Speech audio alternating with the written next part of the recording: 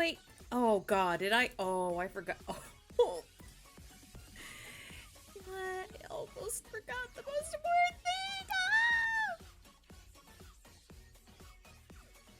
1 minute.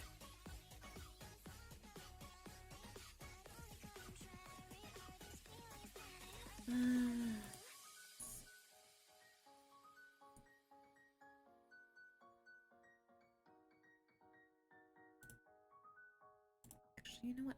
Use this.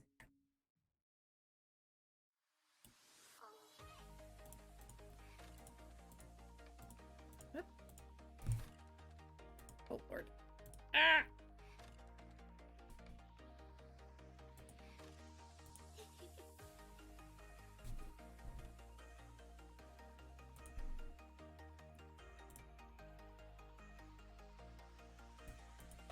Hello, everybody.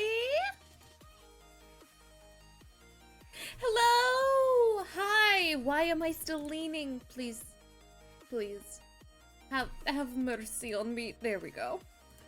Hi, everyone. It is me, Rosemary Darling, and I am once again back on my bullshit. What is up? Have you guys been having a good Monday?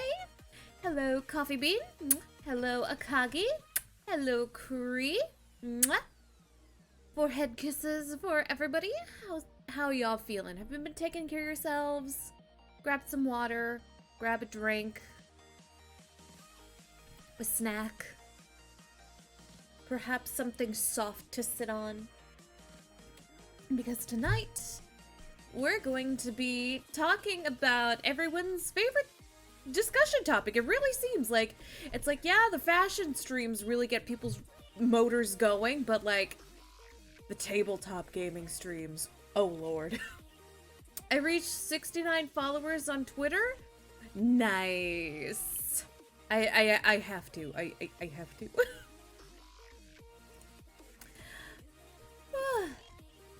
That deserves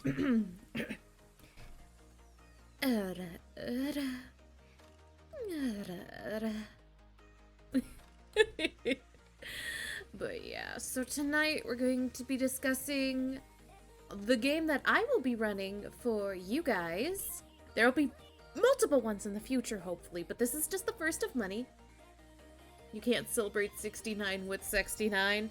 Aw, unfortunate. But I know something better than 69. I have lemon cheesecake bites. Would you like one? They are pretty good, and they were discounted. Which, you know, just makes them even better. It's like, yeah, good food, but good food? This stream? Aw, I'm flattered that you think that. That this stream is better than 69. Wow, that's quite the compliment. The more I think about that, wow. Wow. Just mwah, extra kiss on the forehead for you. But yeah, it's like, we'll be watching some tabletop gaming videos, but I hope that, like, once we really get going on, like, discussion, that we won't need too many of them, to kind of, like, give people ideas about what they want to talk about. I also need your guys' help, chat. I need your help. You see, Coffee Bean is going to run a Scion game for myself, Alon, Kins, and Zeppi. And I'm struggling to come up with a character concept that I haven't done before. Because it's like, I like to push myself to roleplay new types of characters, do new types of things, etc., and all that good shit. But I'm just failing to come up with a concept. Like, my first concept that I have so far is, okay, so there, in this universe, there's something called Nymphstagram. Yes. And I was like, what if I play, like, a chosen of some god or some god's kid who's, like, a frequent Nymphstagram user? Just an absolute social media slut. And I say that affectionately. 9 times out of 10 when I say something regarding sluts, it's affectionate, because sluts make the world go round, and we love you all. Mwah. I am only spiritually one, sadly. A Nymphstagram influencer. I know, right? First of all, I just really love the name, okay? That's the main reason I wanted to do it, I'm not gonna lie. That and, like, hot girl taking selfies next to cars for her. Because the premise of this game is it's gonna be, like, a big race held by Sun Wukong himself. So crazy shit's gonna happen, and it's less about winning and more about impressing the judges. Hermes is played by Nathan Fillion. Just by Monkey King? Yes! Not just a Monkey King, but the Monkey King, Sun Wukong himself. Zion is a very interesting system. Like, if you're a mythology slut, you gotta come here. You gotta. I know plenty of systems for mythology sluts. I think Dungeons & Dragons 5e has a setting based off its, like, Greek-themed world. I forget what it's called, though, because I'm a forgetful motherfucker, but my model that's being made is something from mythology. Oh, that's super fucking cool! I love mythology. I'm a big old mythology slut. It's another reason why I'm really looking forward to this game, because it's like, listen, I'm an umbrella. Oh, yeah, because isn't it a Japanese mythology where, like, if an item, like, quote-unquote, lives to be 100, it gains sentience? And, like, eyeballs and stuff? I think. Kasobeke. I hope I said that correctly. But yeah, that's actually really fucking cool, I'm not gonna lie. I remember hearing about that. Of all places, don't laugh, Guy Online. I know. The shame is immeasurable. But, before you judge me too much, before you judge me. Wait, I got no defense. I was on Guy Online. I'm so sorry, everyone. I'm so sorry that you had to discover my shame this way. Yeah. Hold up. I actually want to look in the Scion book for ideas. How dare you? I know. My shame knows no limits. Hold up. I want to look for Scion Origin final download, I guess? Yeah, sure. Let's go here. Oh, there's a sexy redhead here. Hold up. There's a sexy redhead. Because, yeah, one of the things that Coffee Bean suggested was look through the book and see if you see any knacks that are really cool and think about a character that would use that. The religion of big gothic butts and fish nests has to let you go. Wait, what? No, I founded this religion. I refuse to be I excommunicate you before you can excommunicate me. And then we started a religious war. Origin is cool rules. Heroes is for playing a hero like overthrow the overthrower. No, you. I will overthrow you before you can overthrow me. I refuse to be excommunicated. I may not look like it, but I am the Pope of goth butts and fishnets. And by God, I will not. I'm an umbrella. You cannot throw me. Au contraire, I can throw you like a fucking javelin. And use you as a weapon. Which, honestly, some days is really tempting. I remember this one story. Okay, I don't know if it's true or not, but I heard this a long time ago. So, do you know Lolita Fashion? Very frilly. To do a super short version. Hyper short. I promise it's somewhere like that. But one girl had a parasol in a very expensive looking bag, and the bag got napped. And rather than, like, call for help, she yeeted her parasol at him like a javelin. It hit the bag napper in the back of the neck, and it knocked him square out. And so everybody else is just watching these absolutely frilled up motherfuckers just casually stroll over to, like, a bag napper that they, knocked out. And just... and I would float down slowly like Mary Poppins. I'm Mary Poppins, y'all! Oh, I'm sad now. I remembered the second Guardians of the Galaxy at the funeral, so I'm fucking sad now. And it's all your fault for trying to usurp me. How dare you? How dare you make Mama sad? It's almost as if my feelings... No, being sad, I will share my ice cream. Yay! I fucking love ice cream. Seriously, fucking amazing. Delicious. Finally. Okay, wait. I think I opened up the wrong thing then. I want this. I want hero.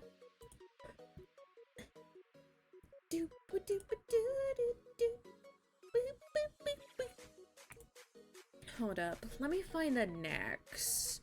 No, I don't want to read the fluff. I want the next. Please.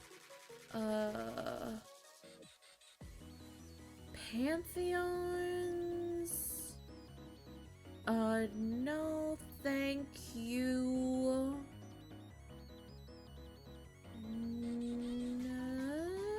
Next. I can't find anything about those in here. That's peculiar, huh? How are you doing today, by the way? I'm doing pretty damn good, all things considered. Like, it had a little bit of a stressful start, because it was like, oh god, I have to wake up super early. Because I took place in Kara's charity stream for the Survivor Trust. Which, it was super fun, and it was for a great cause. So, 10 out of 10. Would do again. But I'm very bad about waking up early. We're talking, like, very bad. 223. Of which one? Origin or Hero? But yeah, I should be playing some more Dead by Daylight, considering I'm starting from scratch. Hero? Okay, awesome. Thank you, love. I believe... Yeah, that's Origin, this is Hero. And I want to go to page 223. Here they are! For some reason, it didn't call them Nax in the fucking... in the table of contents. Very annoying. Anyway, hold up. I need to bring up Twitch chat on my phone so I can stop worrying about, oh my god, am I gonna miss what somebody says? Because I really pride myself on trying to talk to as many of you as possible. Like, I want to respond to as many people as possible. And I try not to let anyone feel left out. Like, it happens on occasion, but I genuinely try not to leave anyone behind. Let's see.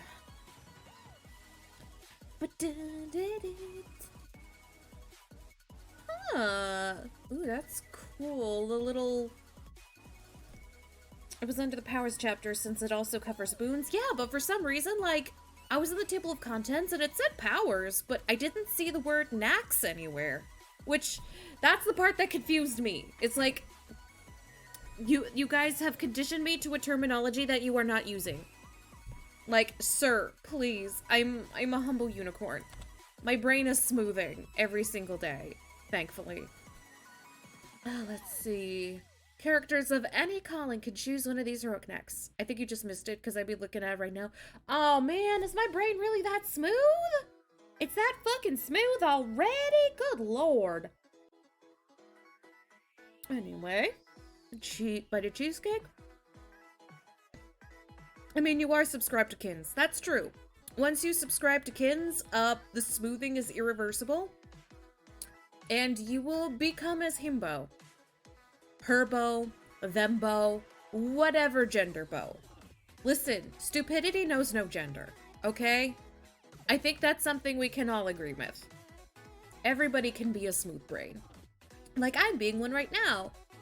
Because I'm being overly... fucking weird about character creation this time. Aura of greatness. Something about you affects everyone around. They used the wrong effects there, I think. I'm not sure.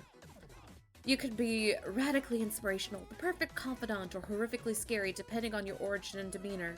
Choose one social skill, leadership, empathy, or persuasion. You may add enchantment or enhancement. That's enhancement, too, as a bonus to that type of role once per session, reflecting your godly heritage. Ooh.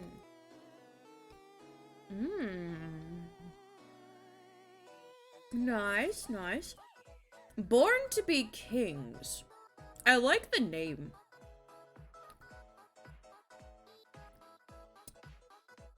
Yeah, indeed. Wait, you're reading Hero Manual? Oh, I'm not reading the entire thing. See, I'm kind of trying to brainstorm with chat a character for Coffee Bean's upcoming Scion game. So I'm reading the Nax, seeing if that, like, kickstarts my inspiration, you know? And masters are enforcing their will upon the world, if it means serving their parents diligently. The first time each scene that the character would add points to the momentum pool, they instead add 2. I don't know, that feels a little bit underwhelming. I think it could be really good. I'm just bad with mechanics, but I've been trying to get better at actually reading player handbooks instead of just saying I did and then not actually doing it. So, what role-playing game is it? We're going to be playing Scion. Now, the game that I will be running for you guys will be something different, but the game Coffee Bean will be running a Scion. So, I'm trying to come up with a character. Yeah, there's plenty of ways to add momentum, so you don't really need the boost. Yeah, I just like the name of the knack. You can detect another sign of a particular pantheon. Let's see, somebody's watching me. Oh, okay, so basically somebody's watching me is your godly parent or patron can swoop in and save your ass if you need it. Or send somebody to come save your ass, more than likely. Heroic creator. Oh, these are... Wait, crafting. Crafting. I rarely play a crafter in games, you know. Huh. I'm seeing it now. Chosen of Hephaestus. But what? Huh. Chosen of Hephaestus, crafter. But then why would they join the race? Because I try to make characters that would go into the situation. Craft cars? I could make a badass mechanic chick. Yo, I've never played a mechanic lady before. Yo! Uh-oh. Boner alert! I'm seeing it now! Maybe she's a redhead, a little bit dirty all the time. Is this game something in the future like Fallout? It technically takes place in the present day, but in kind of like an alternate timeline where like all of the gods and all the mythologies, it's like, oh yeah, we know they're real. Like, they're all real, and they're all just vibing. So, like, there's versions of the setting where people don't know, but still, it's our day and age. So, yeah, I think I want to play a mechanic lady. I could still go with the Nymphstagram influencer thing because she doesn't post pictures of herself a lot. She posts pictures of her cars. Yo! Yo, guys! It's coming together! I love making tiefling rogues that brood in the corner and need to be physically dragged along by the group. Oh god. I've only played characters like that have been annoying, but I'm sure you do better. Oh, interesting. So do they fight with guns or magic or both? It's both! Sometimes magic guns. It's really fun. Not the cars. Just peeking on the lovely Queen Rosemary. How goes it today? It goes great! We are talking about tabletop gaming in all of its forms, as well as details about the player game that I will be running very soon. You can ask Ares to lend you a taser. This is an actual example of ways to use a power. Yo, but like... It's like, yeah, she posts a lot of cars, but it's like... The first time she accidentally posted a picture of a car and herself, people are like, wait, that's a hot girl! And her Nymphstagram blew up. Also, they're like magically infused and shit. Yo! The juices! They're flowing now. My juices are... Wait, I need to stop. What if we throw hands, throw more hands, throw even more hands? Okay, so what I'm seeing is you throw like a stone hand and it opens up and like an elemental hand comes up and then another elemental hand comes out of that and you just throw infinite hands. But yeah, no, I can see it. Give her like innate toolkit. Yeah, I see it now. I see it. The concept. It's there. It's solid. And I love it. Beatnut got me thinking of hecatonchires. Hecatonchires. I'm scared of them. I was thinking severed living hands, but stone hands could too. Okay, so hands that make more hands. Yeah, you could probably do that. You could probably flavor something like that. I'm sure there's like a god of hands. Anyhow. Okay, I need to come up with a name for her. I'll do that later though. Now that I have like a better idea of the character I want to do, let's talk about you, chat. What are the kind of games that you like to play? Are you more fantasy, modern, futuristic? Do you like sci-fi? Do you like Wild West, supernatural, Cthulhu haunted bullshit? Because let me tell you, I have a setting specifically for that I could run. Oh geez, low imagination and roleplay, amazing. Listen, I pride myself on playing a variety of characters. Because I wanted to be a theater kid, okay? I wanted to be a theater kid. But I always thought I was too fat to be a theater kid, so I never really, like, pushed for it. Which makes me sad. I wish I would have gone forward. I really do. But it has enabled me to be here with you in the now. So really, I don't know. I say it's kind of a fair trade. I mean, because I get to do some acting here too, you know? I'm very happy with the life we have together, chat.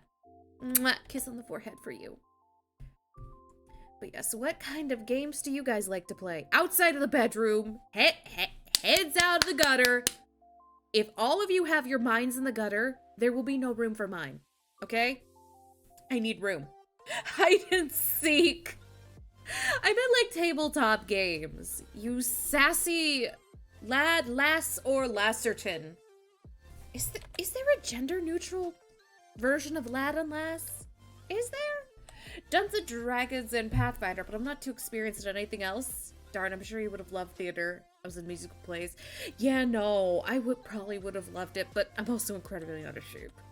Cause I was thinking of running like a Dungeons and Dragons 5th ed game for chat, but the problem with that is I get a lot of 5th ed and 3.5's rules utterly mixed up. Cause I played a lot, I started with 3.5 and I'm bad at it, but it's what I know. So I get the two mixed up a lot. And I'm kind of bad at GMing a 5th ed game. I need like a co-GM to kind of like sit beside me and be like, no, Rosemary, you fucked up the rules again. Here's how that rule goes. But yeah, so I was thinking either that or Deadlands, potentially, because I know several people who are very into the type of setting that Deadlands provides. So, and I'm very familiar with that system. Unlike 5th ed, my grasp of the Deadlands and Savage Worlds rules, very solid. Very fucking solid. I can definitely DM that with, I won't say no slip-ups, because nobody's perfect. Nobody's perfect. But very few slip-ups in comparison to 5e. So if, like, a GM being more solid in the rules is something that you prefer, you know, Deadlands would probably be the better choice. Also, thank you for the hydrate.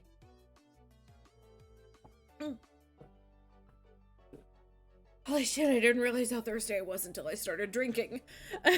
Probably took like 5 hydrates worth of hydrates there, but listen. After Kara's stream, I had adult responsibilities to take care of, so I kind of forgot to drink water. Anyway, I start with 3.5 and 5. I feel it's sort of the same unless you go way deep. Cause it's like, I could also try running Plague Town for you guys, but Plague Town's a little dark. I'm not sure Twitch would like it. I love my Plague Town setting, but I don't know. I'm scared Twitch would, take offense to some things. It's not like, there's no words in it. There's no words, because I, for one, I don't say slurs. But, like, I don't know, there's a lot of... It's not the cleanest setting. There's a lot of people doing some sus-ass shit. A lot of people doing sus-ass shit. Like, they're bad people. The people doing the most sus shit. It's like, you could definitely go in and kick their asses. So, but still, it's like, you never know. I don't want to push Twitch's buttons. I'm not about that. Kinda, sorta. Jamming is just as much reading the room and party as hurting your players along the plot line. Yeah, I think that's one thing. I think that's one thing I do well with GMing. I don't consider myself very good at it, but there's one thing that I'm good at, and it's reading the room and reading the mood. I can tell which players need a little pick-me-up, which players need a little help participating more. I just kind of notice, you know. Do I always do the right thing about it? No, but I notice, and I try to do the right thing about it, so, you know, it's a start. It's a start. Also, all elves must die. Why are we doing the elf G word now? What did the elves do to you? We need our cock sleeves, deviant toast. Come on, don't deprive the world of cock sleeves. Anyhow, let us... While we think more on the topic of what kind of game you want me to run for you, chat, let's watch some D&D videos, some relevant Dungeons and Dragons content. What? What? You heard me? You heard what I said? Hey everybody, Brian here. Back Hi, Brian. Another set of... It's hard if the group doesn't have a leader to push them, otherwise the DMG had better find creative lives to move it forward. Yeah, it's like, some people really have a thing where it's like, oh, there's a main character and then there's side characters. It's like, I try not to have that, and I try not to do that. I try not to give or receive main character tropes in tabletop gaming, because ideally, in a tabletop setting, everyone should... It should be an ensemble cast sort of deal.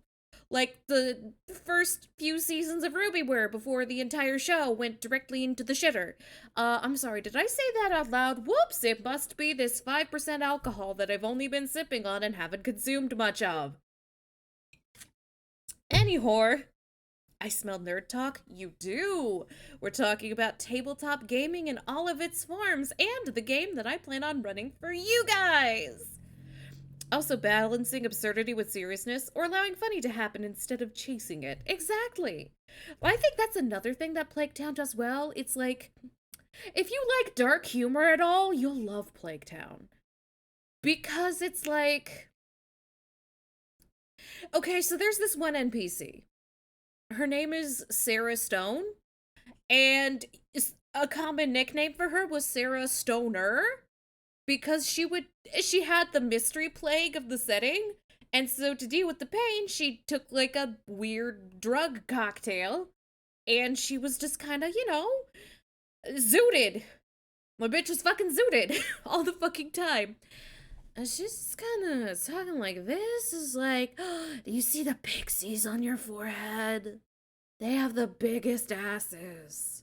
You know, that kind of thing. That Sarah was really popular in Plague Town. But there was also NPCs who were like, you know, very serious, like the half-orc doctor who's like, please help me, I'm trying to at least ease the suffering of as many people as possible. So it's like, I take the balance of quote-unquote work and play very seriously. Oh no, I just mean that someone in the group is more of a push to go forward rather than lose focus. Oh yeah, no, I know what you mean, but it's just like, I got distracted with... I exclusively played noble bright characters, especially in grim dark settings.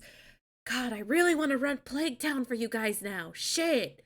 Stop tempting me to do the thing that Twitch might not like. Are you gonna make a chat plays kind of thing or a party from viewers? It's gonna be a party from viewers.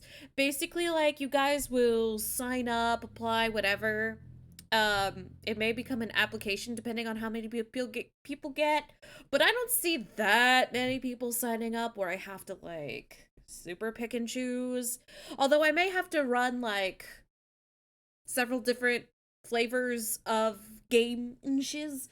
But yeah, no, you guys are gonna get to join. I had my edgy characters phase. They aren't fun anymore. Yeah, I had like a slight edgy characters phase. And then I was like, this shit's boring. Because I just feel like I'm dragging down the mood. It's like, I don't do quite Noble Bride all the time, but I do characters. do.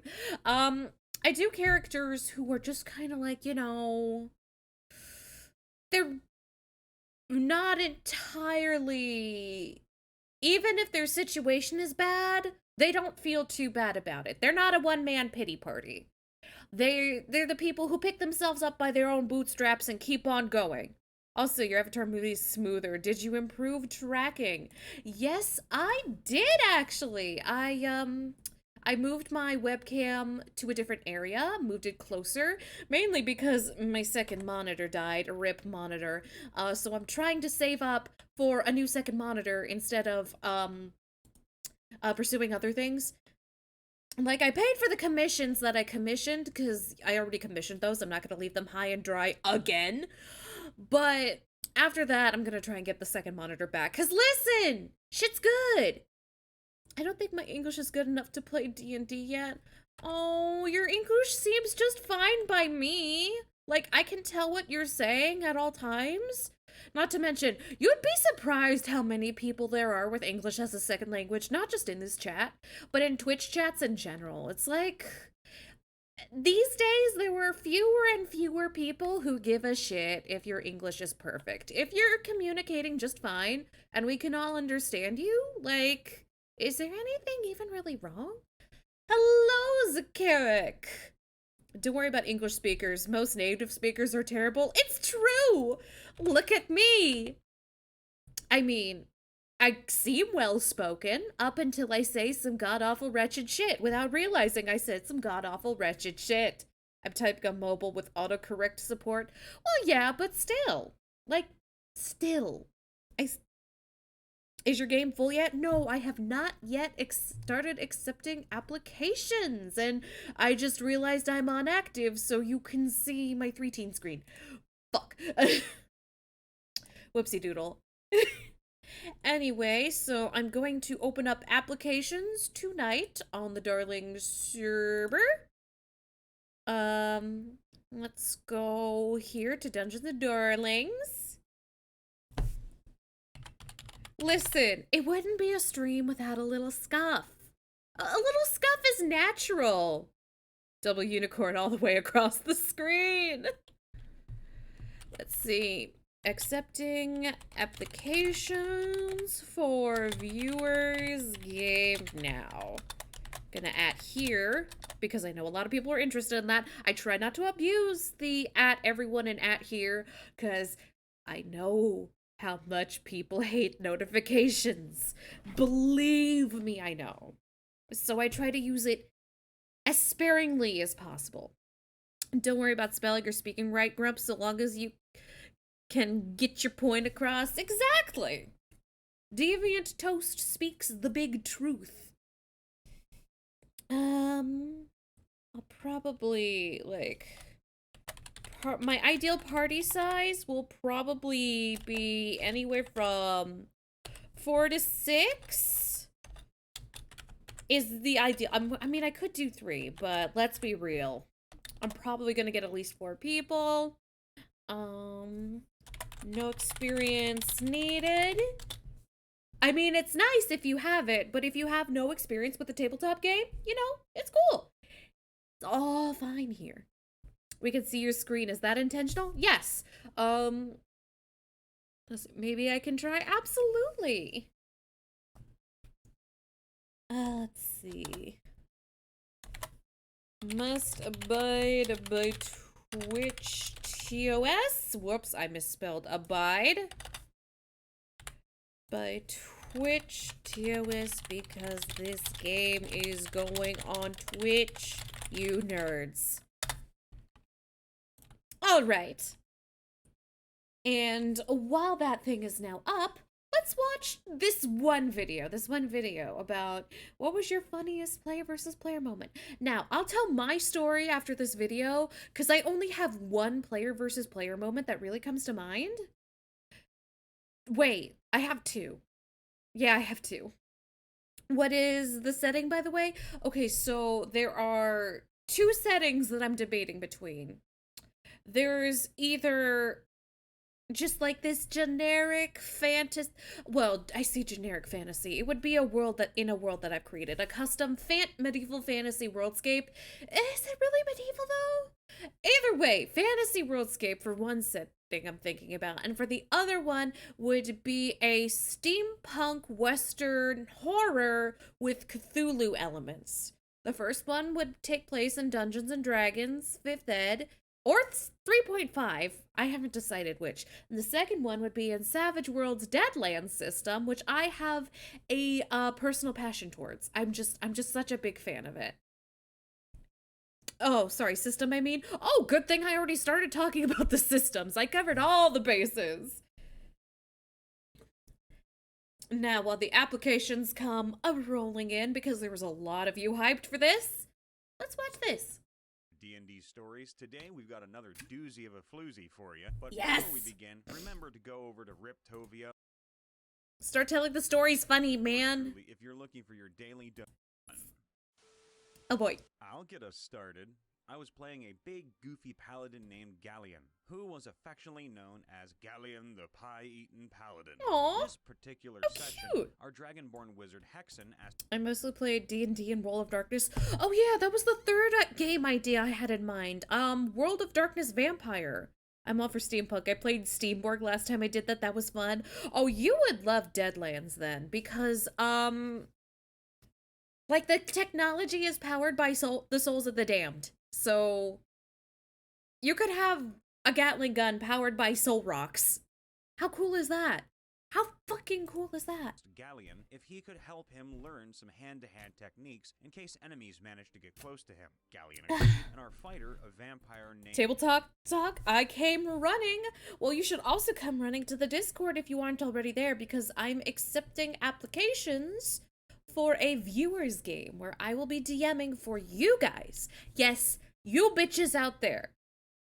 And so we have 3 settings. Actually, I should type those out. Oh man, everyone started screaming for Deadlands.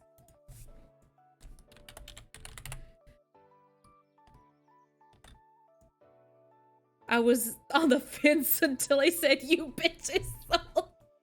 Mwah, kiss you on the forehead. Alright, 3 game ideas.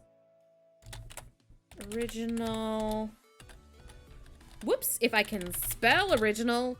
Worldscape in 5th or 3.5. D&D. World of Darkness Vampires.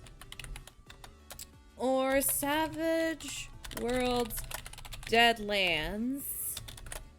Steampunk Western horror. Those are the 3 game ideas, and I have put them all there for all of you to see. And you can actually, we can even have people sign up for like different groups, and I can like alternate run it. Oh man, I'm about to say some dumb shit and get myself in deep in DM hell. The only problem I have is that I play a few games already, though most of them are not streamed, so timing is tough. Yeah, no, which is why it's like, I mostly want to gauge, this is the gauging interest phase, and then we can gauge availability, and then we can like plan further based off of both interest and availability of everyone involved. I'm trying. This is how it happens, DML. I know, but it's so tempting. I attempt to seduce the catfish. That's not hard. Catfish are easily seduced by, existence. Are you gonna have enough time for 3 games in multiple groups? I would have to, like... Okay, so here's what I'm thinking. It would do 1 or 2 a week. I plan on filling any group that isn't quite full enough as long as it's not 5e. That's fair. I'd love to get involved in a VTuber TTRPG game. Oh, yeah. Okay, so y'all should tune in when Coffee Bean starts off his game, because he's going to be running Scion for myself and a couple other VTubers, because we're all friends and we are also vaguely gay towards each other. Do you guys know Seppi? Seppi the Seal, VTuber? She looks smoking hot in real life. What the fuck? What the fuck? It's unfair for any one woman to be that beautiful. Fuck. Sorry. Wow, that came out of nowhere. Rolled D20 to seduce the catfish. Deviant Toast rolled a 3. Congratulations. It bites your dick off. Is that not what friendship is amongst the gays? Have I been doing it wrong? Oh, you totally belong here. Because is it even a friendship if you're not just a little homoerotic towards them? Just a little bit homoerotic towards your homies. It's got erotic in it for your homies. Duh. What is friendship but being gay and doing crimes? You know? Deventos presents another amazing point. The Lexac strikes again. Nat 20 to seduce the catfish. The catfish is thoroughly aroused by your words, but it still bites your dick off. Ronald decided to join us. Hexen is a wizard, not a fighter, so he's not doing well. But neither is Galleon, who is playing true to form, as he never really manages to hit anything until the last possible moment. Okay. Hexen manages to knock Galleon down by sheer luck, and he starts to get a bit full of himself. Galleon doesn't take too kindly to this, even if it's all— Oh no. This is the line where it all goes wrong. I think I'll get along here. I can't stay too long right now, because I got a Curse of Strahd game in like 20 minutes. Oh, I hope you have fun! Oh my god, I just got a bunch of follows. New the Succubus, Lone Wolf Luck, Clono, J. Johnny, H-O-S... I can't read that last name, I think? I'm just gonna call you Hasso? But either way, welcome to all of you. You are now a part of the library and a part of my story. I hope you enjoy your stay. Bites my dick off. Did you not know what noodling was? Zakaric, no. Fun. Hexen might have gotten lucky, but Why? Galleon is still the better melee combatant, and he knows just how to prove it. Oh no. I'm playing a Domfair Lycan Bloodhunter that's been modified to be a bat hybrid. Dude. I want to do some crazy shit as a character in a game. I was like, hey, is this you, Edgy? And they were like, yes, do it. Most of the follows are from this morning's collab, so you're good. Oh, wow, that's a lot of them. Wow. Catfish don't have teeth, which makes it even more impressive. Yeah, no, they just use the force of their lips. Just slamming down with the force of their lips. Why? Because I like being wretched. What's the point in living life if you're not gonna say the humor that you find funny? You know what I find funny? Making jokes about a catfish biting off someone's dick. Whore. Charges at Galleon to hit him. Oh, posture check, thank you. Galleon waits until the perfect moment before rising up and lunging at Hexen's leg. Aeronol realizes that Galleon is baiting Hexen and rushes forward to try to reach Galleon before Hexen does, but he's too late. Galleon hits Hexen just above the knee, then catches him by the foot as he's falling. He lifts Hexen by the foot and spins him around like an Olympic hammer thrower, hurling him directly into What the fuck? Cold. Galleon stands there for a minute looking at the two of them. Upon realizing they're both unconscious, he leaves them both and goes off to find the nearest bakery for a celebratory pie. Homie! You could have easily had a TPK there! Hello, Mimic Cutie! That reminds me of director from GTA Vice City. Fucking. Sorry, gotta lower my voice.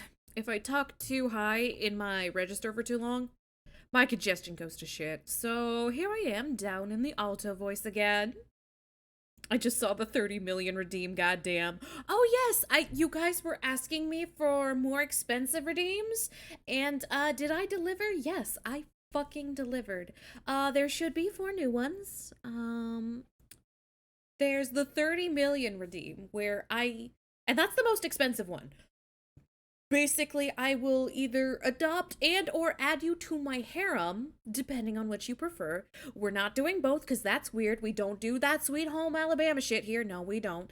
And it's basically just, like, more for fun. It's just a fun little thing for 30 million fucking points.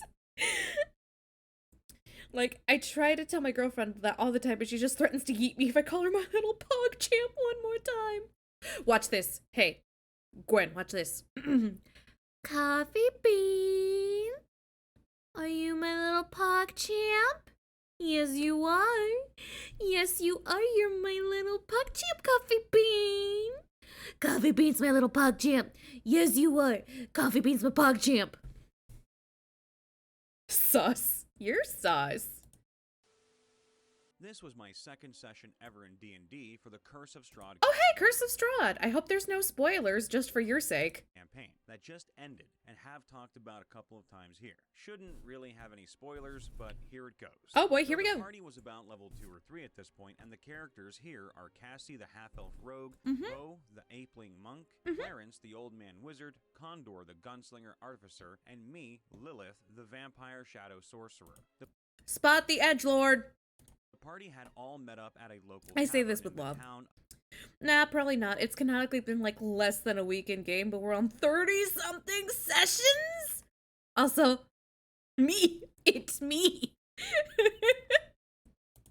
Of Barovia, and I had gone on a little mission, I believe, before going to Ismark and Irina's house. We like to get into Don't character. really remember what Mood. It was that we did, but we got God.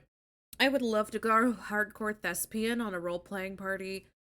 The problem is I only really get to do that as a GM, because if I do it as a player, I scare people. Like, the last time I got super into it, everybody stopped the game, and they were like, Rosemary, are you okay? Because I was doing, like, this really impassioned speech, because, like, my character, Hikari, like, she had lost her father, I think? And, like, shit was getting real, and she was getting emotional, because that's what she does. And I started giving this big old speech and getting into it. I sounded like I was about to cry. And then everyone was like, whoa, whoa, whoa, whoa, whoa, whoa, whoa, whoa. Rosemary, are you okay? Like, seriously, are you okay? And I was like, yeah, I'm fine. I'm fine, guys. It's okay. Like, Coffee Bean was there on a visit. And even he was like in like must come for girlfriend mode. So I scare people when I get too far into character. It's kind of funny. Which is why I try to rein it in unless I'm GMing, in which case all bets are off. Got this magical amulet from it. Cassie kept it pretty even fun. after Clarence could tell something was off with it. Anyways, after having agreed to help the siblings and all that, we were staying the night. Lilith fell for Irina at first sight and was trying to get closer to her as everyone else was getting ready to go to bed. Yeah, me too. Just takes a right group. I've had more than a few groups where I put the rest of the group off because of how things get, like, character-wise. Yeah, I've had a few groups that were like, don't actually roleplay, just shitpost. It's like, I love shitposting, but I want to roleplay at least a little bit too. Just a smidgen. Also, some hydrates and stretches. Hold up.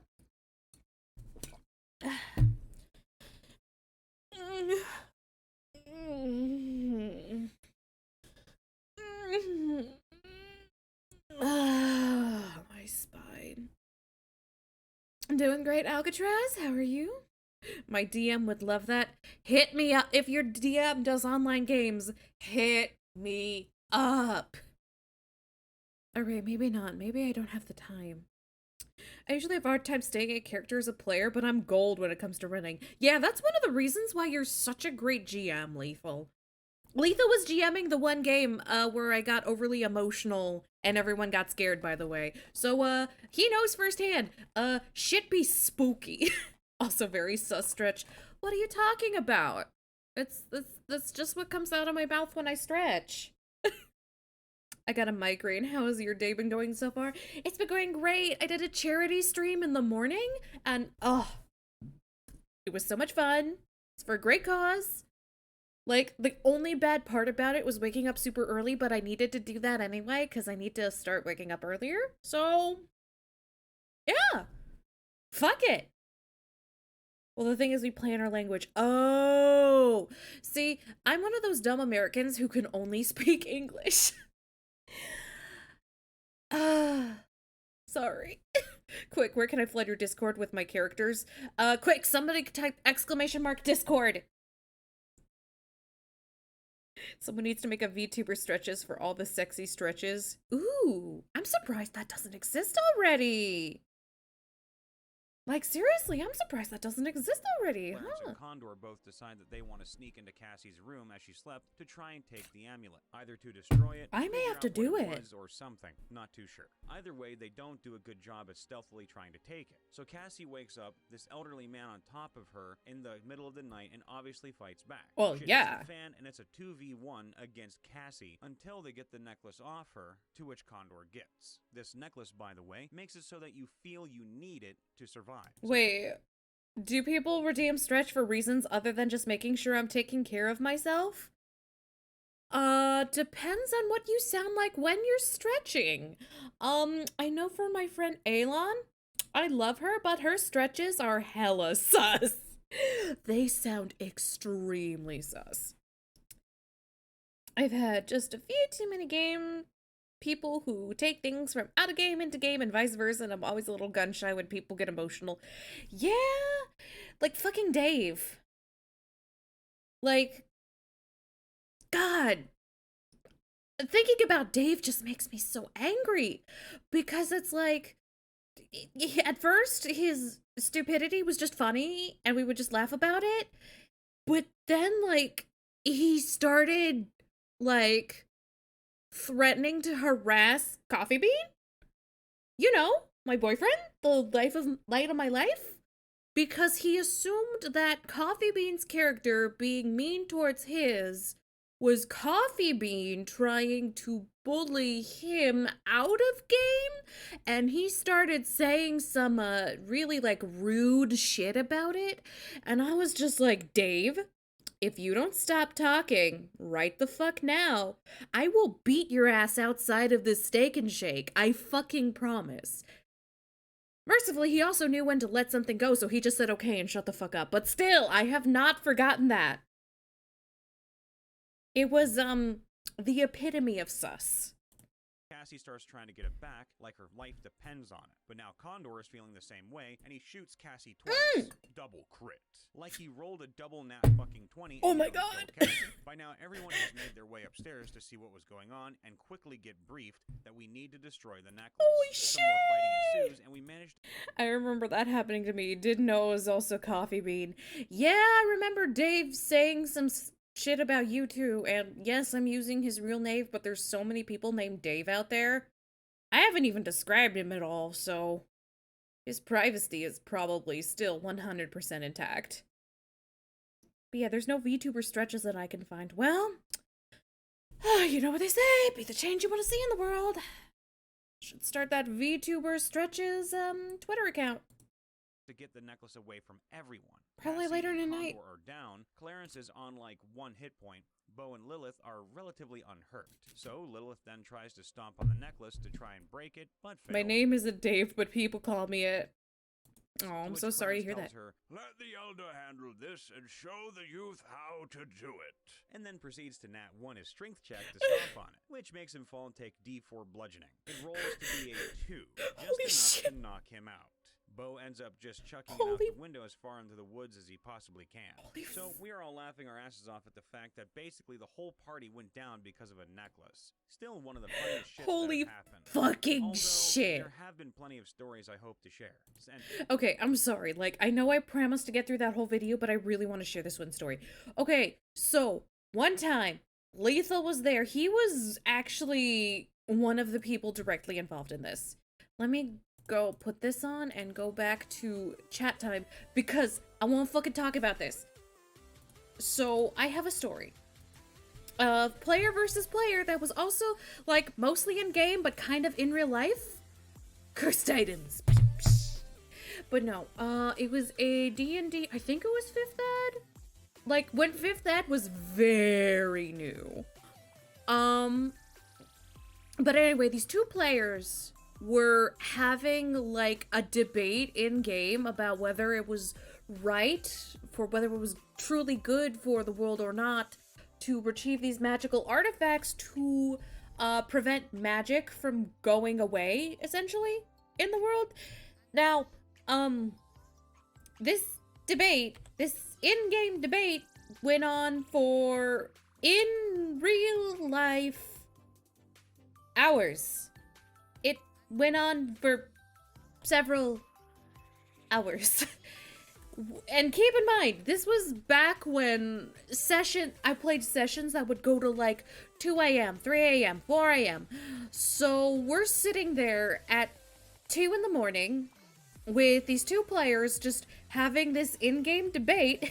Really shouldn't have been, to be fair. Oh yeah, I know, but it's just like, between you and the other guy, I know you both are very bad at letting stuff go. So it's like, so it also kind of like went to like real life. Like there was some tension there, which they were bringing into the game, which was not great. Game time, gotta go. Look forward to my next visit. I look forward to your next visit as well, Gwen. I hope you have a great game and a great rest of your night. Anyway, back to my horror story. But, oh my god. So, meanwhile, I'm remembering the rest of the players and the GM. We're all just sitting there. By the way, the GM was Brother Unicorn, and he should have stepped in to stop this. He should have stepped in and gone, alright guys, that's fucking enough. Cool your jets. And so, I remember, it went on for so long.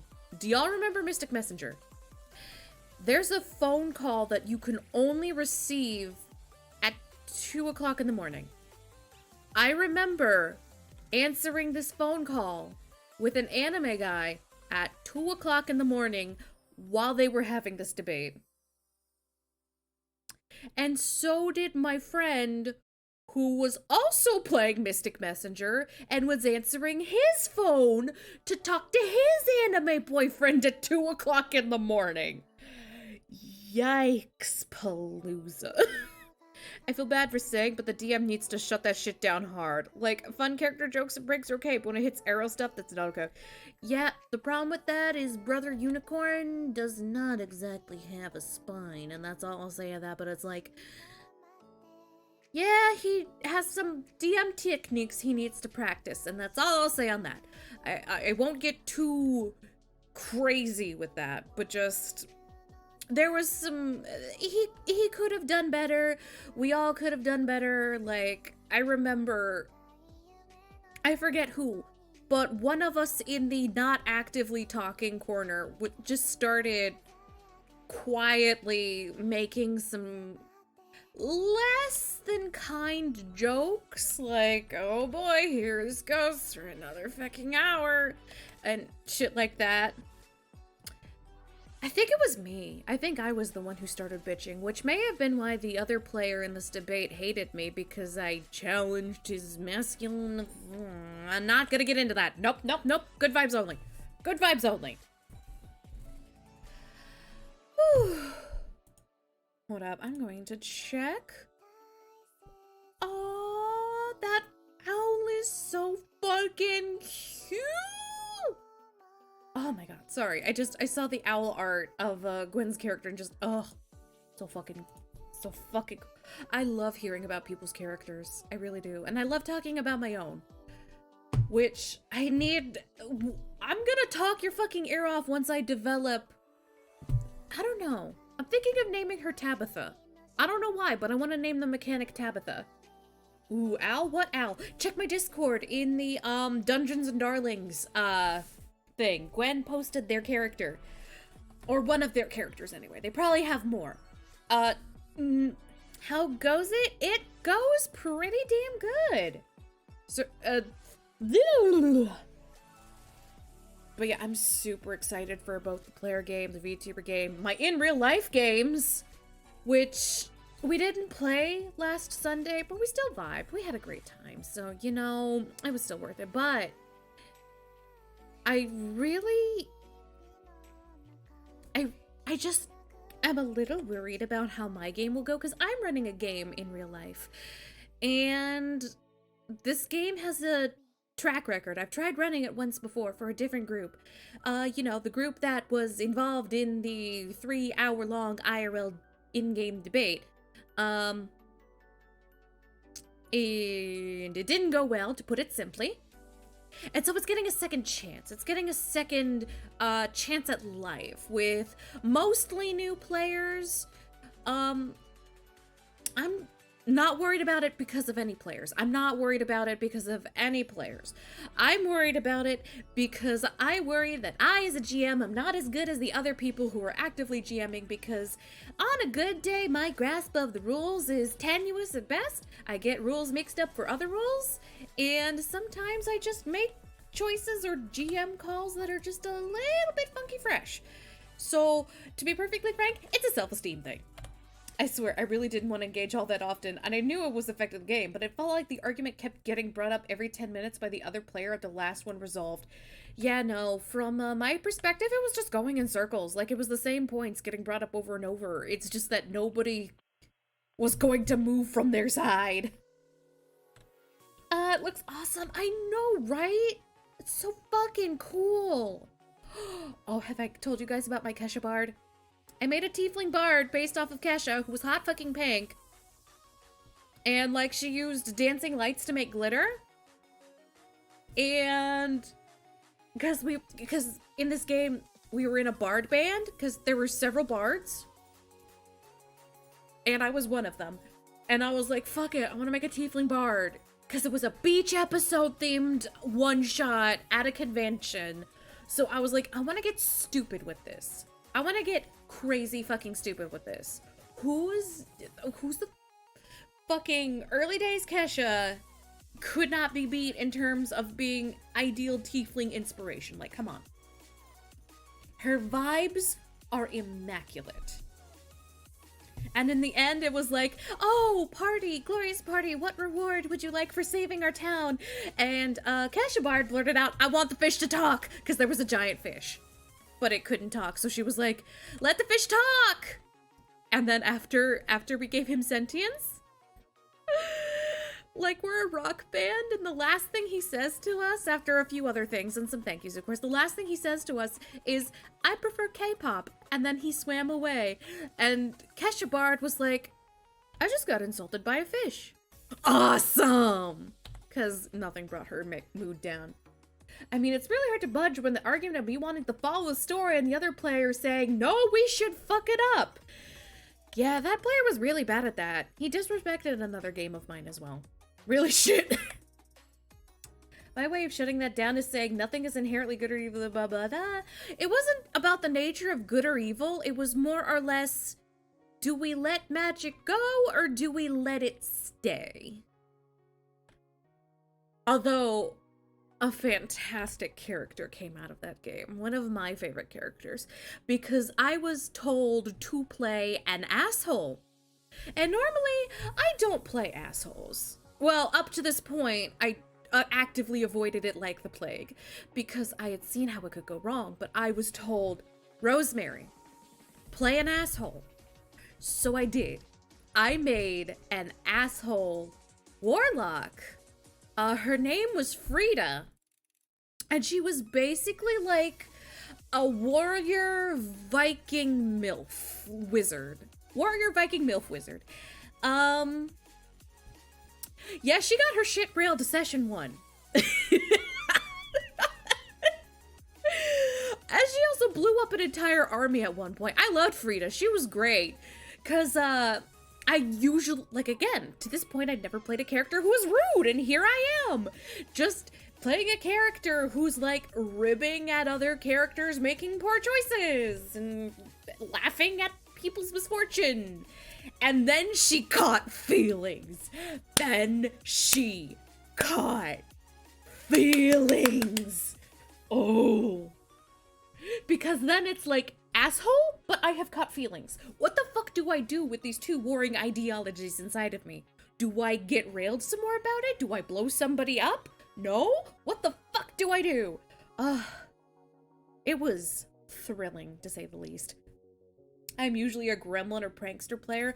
Alcatraz, why the fuck am I not so— I say this with love, but I'm not surprised. And I mean this in the best way possible. But I'm not fucking surprised. Oh, I love it when there's like a character who knows what they want, but then they meet somebody or something that makes their ideologies take a hard left turn, and they don't know how to handle it. The bigger problem at play is whether or not we should return a world-restoring artifact or destroy it and potentially destroy existence. Yeah. God, that debate that for the set the game Frida came from, like, that game like roller coasted very rapidly between being a very fun, very great game and just being an absolute dredge upon my existence. And to be fair, that's what most of Brother Unicorn's games are like. I hope he never sees this. If you do see this, I'm sorry, but it's true. Don't hurt me. It's just something about the way he runs things. Like, okay, I'm not trying to be an asshole. I'm sorry. Just wait to have the artifacts so they can study them and see how they work. Yeah, we tried that. If you think of a thing to tell him, we tried that. Well, by we, I mean Lethal, because Lethal was the one arguing with them. I was like, I remember, like I wanted to butt in, but my character was asleep somewhere, I think. That or she was, I forget. I think she was asleep. So I had no feasible way of having her join the conversation and tell them both to shut the fuck up. Because that's what Frida would have done. Frida would have been like, you bitches are disturbing my sleep. Can both of you shut the fuck up before I cut off your dicks and shove them up your throats? Thank you, God. And then walked off grumbling. Because that's just the kind of woman she was. Frida was the big Angie. God, I played so many characters, which is why I struggle to come up with new ones these days, because it's like, okay, am I playing a new type of character, or am I just playing a character that I've played before, but with a new coat of paint? Which, multiple times, has been coat of paint, but listen, like, there's nothing wrong with playing the same type of character multiple times, okay? Despite what I say, it doesn't always have to be a new thing. If you like playing a certain type of character, that's totally fine, as long as it isn't to the detriment of your games or your groups. Like, you could totally play the same general feel of characters, and, you know, as long as it's fun for you and them, everything's all good. You know, it's kosher, it's good. Tabletop games are for fun. And nothing is more fun than being allowed to do what you want to do so long as it doesn't ruin others' fun. If they disturb my character's sleep when they're asleep, I would tie them up in their sleeping bags and put bugs or set fire to the bag. You know, I could see Frida doing that. I could see her, like, maybe not setting them on, like, fully on fire, like full immolation, but just like a little fire to tickle their balls and just get them to fucking respect her authority. Not that she had much, but still. Especially because she was from the one country in the world that everybody hated because they had, tyrannical and warlike qualities. Like, these people were known for committing atrocities. So when they found out she was from there, they were like, oh hell no, you are the big sus. And she's like, yeah, probably. At first, that was her thing at first. She was just like, you all hate me? That's fine by me. I'm here to get paid, get laid, get Gatorade. Eat grass, smoke ass. Damn it. I started getting that wrong as a joke, but now I can't say that saying right. Eat ass, smoke grass, skate fast. There we go. I finally said it right. I finally fucking said it right. It only took me several. I'm pretty sure I said, why are we still having this argument more than I rolled dice in that campaign? You know, I wouldn't be too shocked either. I forget, was it this game? No, it was another game where people were like, Rosemary, are you into genital mutilation? It's like, no! I made one joke and y'all are blowing it out of proportion. Meanwhile, the rest of you are stuffing prostitutes in a bag. I should ask you about how you feel about sex workers. No, it was that game. I know it got brought up during that game, but it, like, manifested during a different one. Because, like, I kicked a guy in the dick once that game, and they're like, oh, Rosemary at it again. It's like, bitch, do we want to talk about your chronic mistreatment of sex workers in your games?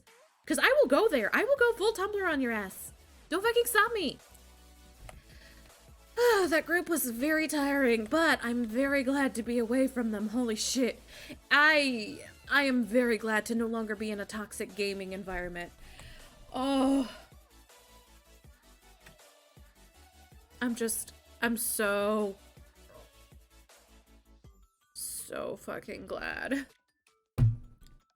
Hold up. Did I queue up any more good tabletop gaming videos? Because I kind of want to see... Oh my god, most of these are about food. I don't feel like watching player stories right now. I don't feel like that's terribly engaging with you guys. So much food! Damn! Literally just eggs, sausage. Oh, that sounds disgusting. I want no part in that.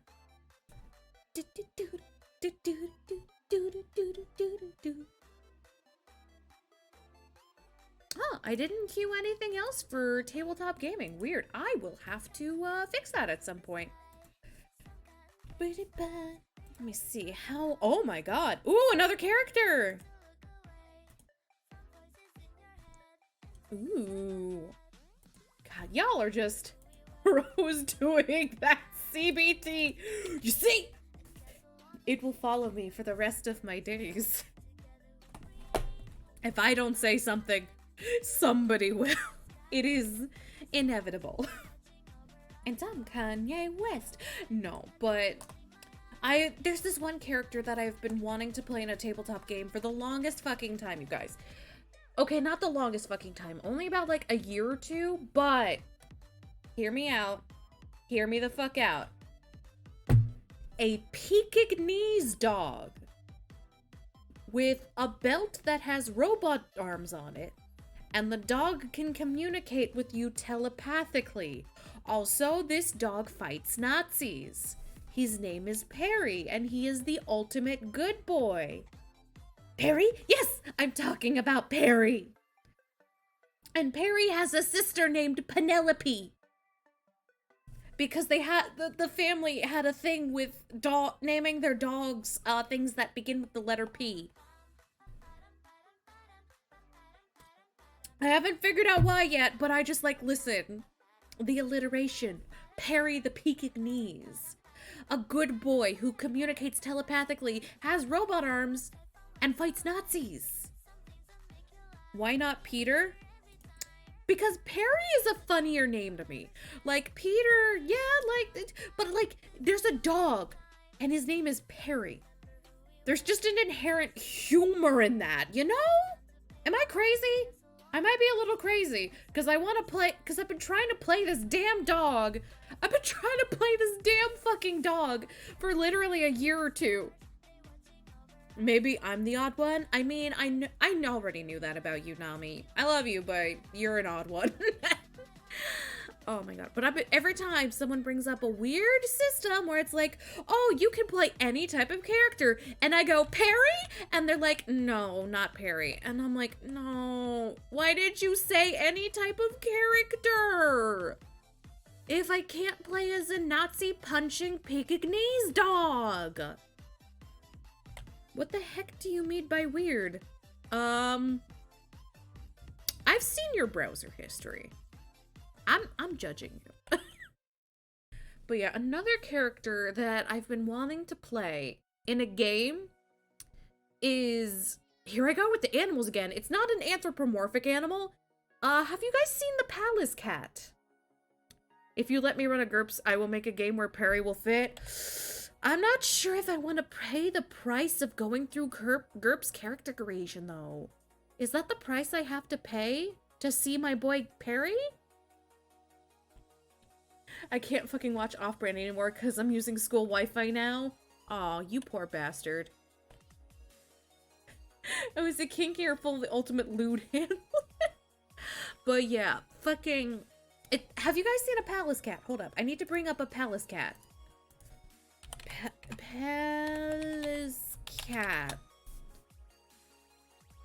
Oh, this is the perfect picture. This is the perfect picture for you bitches. Let's have Perry in a GURPS game. But the problem is that requires playing GURPS. Alright, y'all ready to see my other character concept? Boom. Look at this. Look at this fat fuck. Look at this fluffy ass bitch. Stocky. And what it was is we had a friend who was like, I'm gonna be running a furry game, and I'm not a furry myself, but I just really wanted to play a game because I was in a tabletop gaming dry spot and I was desperate. So I was like, fuck it, sure. So I made a palace cat who was this grouchy old lady. She was a former general. She had like a little scar on one eye, and she was still very chubby, very grouchy little old lady. And I need to play as like a grouchy elderly character. No, it's a fucking fruit. Well, I could run Mutants and Masterminds instead and just make an XP of Blue Lantern Hope Corgi. Dude, what if someone made a game where all the players were dogs? What if? Not anthropomorphic dogs, just normal dogs who could communicate telepathically, obviously, and maybe have like robot belts or jetpacks. I think that already exists. Well, where the fuck is it then? I want to play as a dog that punches Nazis. You can do that in GURPS.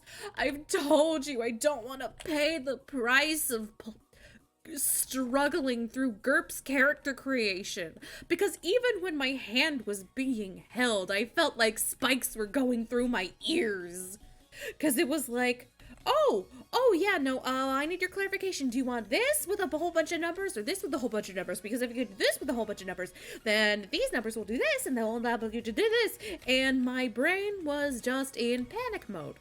So even with hand holding, GURPS is just, it's not a system that agrees with me. Like, it seems okay to play, but like, you gotta understand, this is real fucking bimbo hours here. This is real fucking dumb bitch hours up in this bitch. My brain is smoothing every day, you know?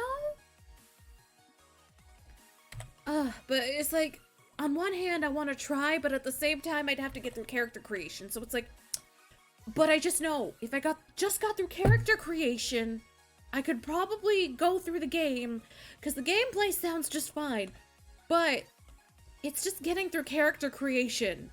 It's just that one hurdle that's so fucking big that it threatens to crawl up my ass with sandpaper and spikes. There's some systems that just don't agree with you, you know? Like, there's people who I have who don't tolerate D&D 3.5. There's people who I know who don't like 5th Ed. There's people I know who have sworn a blood oath against Pathfinder. Or 4th Ed. Or the 3rd editions of Exalted. Or the 2nd edition. Oh my god. I think GURPS is just my white whale. Wait, no, that would imply that I want to play GURPS. That I'm pursuing GURPS with reckless abandon. You know? We don't talk about 4E. Oh, I'm talking about 4E. Whether you want to or not, I'm talking about 4E. It's okay, you could just call it lethal for all the D20 systems. I'm trying not to be a dick, though. Hold up. Let me see if I can find any good tabletop gaming content that isn't the reading of stories. Let's see. Bitch, I know what I'm about. Okay, as long as you're not actually genuinely offended by it. Let's see. Let's find some fun D&D content. D&D talk? Ooh, let's watch some D&D talk. Because I know it's called D&D talk, but there's stuff for other systems there as well. I promise. Also, I'm sorry for the scuff. Listen, until I get another monitor back, it's gonna be a little bit scuffed. Okay? Okay, we're good. D&D TikToks. Friendly gods, eat up. I'd sacrifice. Very nice.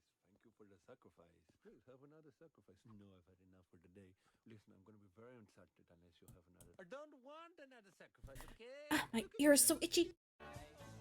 Dude, oh god, copyrighted music! I did not think this through.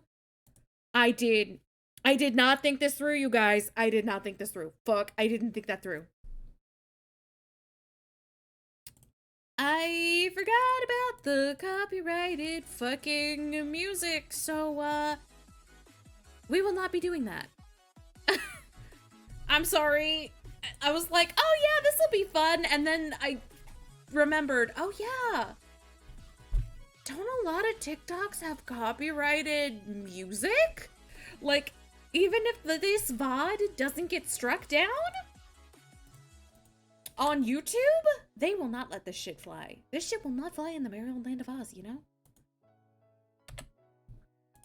Hold up. Let's do something else. Something that doesn't have fucking copyrighted music. Wait. Pole championship? Nope, that's not relevant. I'm gonna add to watch later, though. I play Nightcore all the time. Yeah, but Nightcore isn't music. I'm sorry, don't come for me. I'm sorry, it was a joke, I'm sorry. I'm sorry. I just wanted to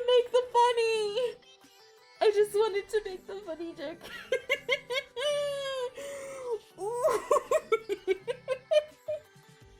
Oh my god. God damn it. What? D&D horror stories. Let's do horror stories. I feel like we could do that. Let's see. No, let's not do that. Let's see. Nope. That's a bad. I'm trying to find stuff that also won't make Twitch go, wait a fucking second. Oh god, no. Oh god, no.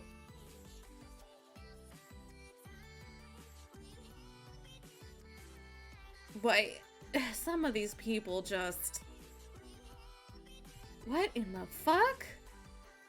These results are fucking weird.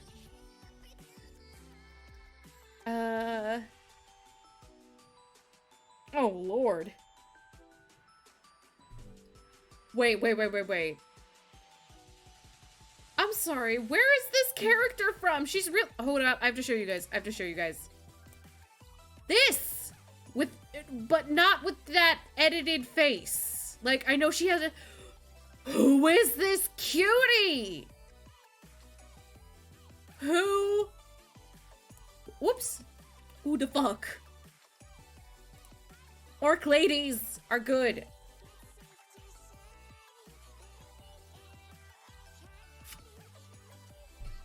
But yeah, a lot of these are, very telling. I will say this about GURPS. It takes them more than one way to skin a cat approach to character generation. I know, and that's kind of one of the things I don't like about it.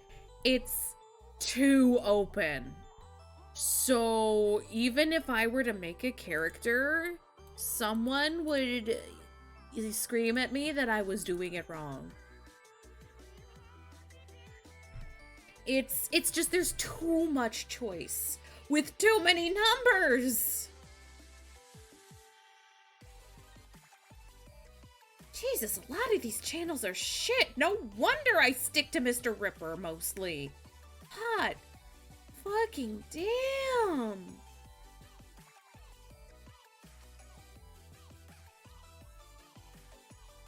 Jeez, wow. Okay, we won't be doing that then.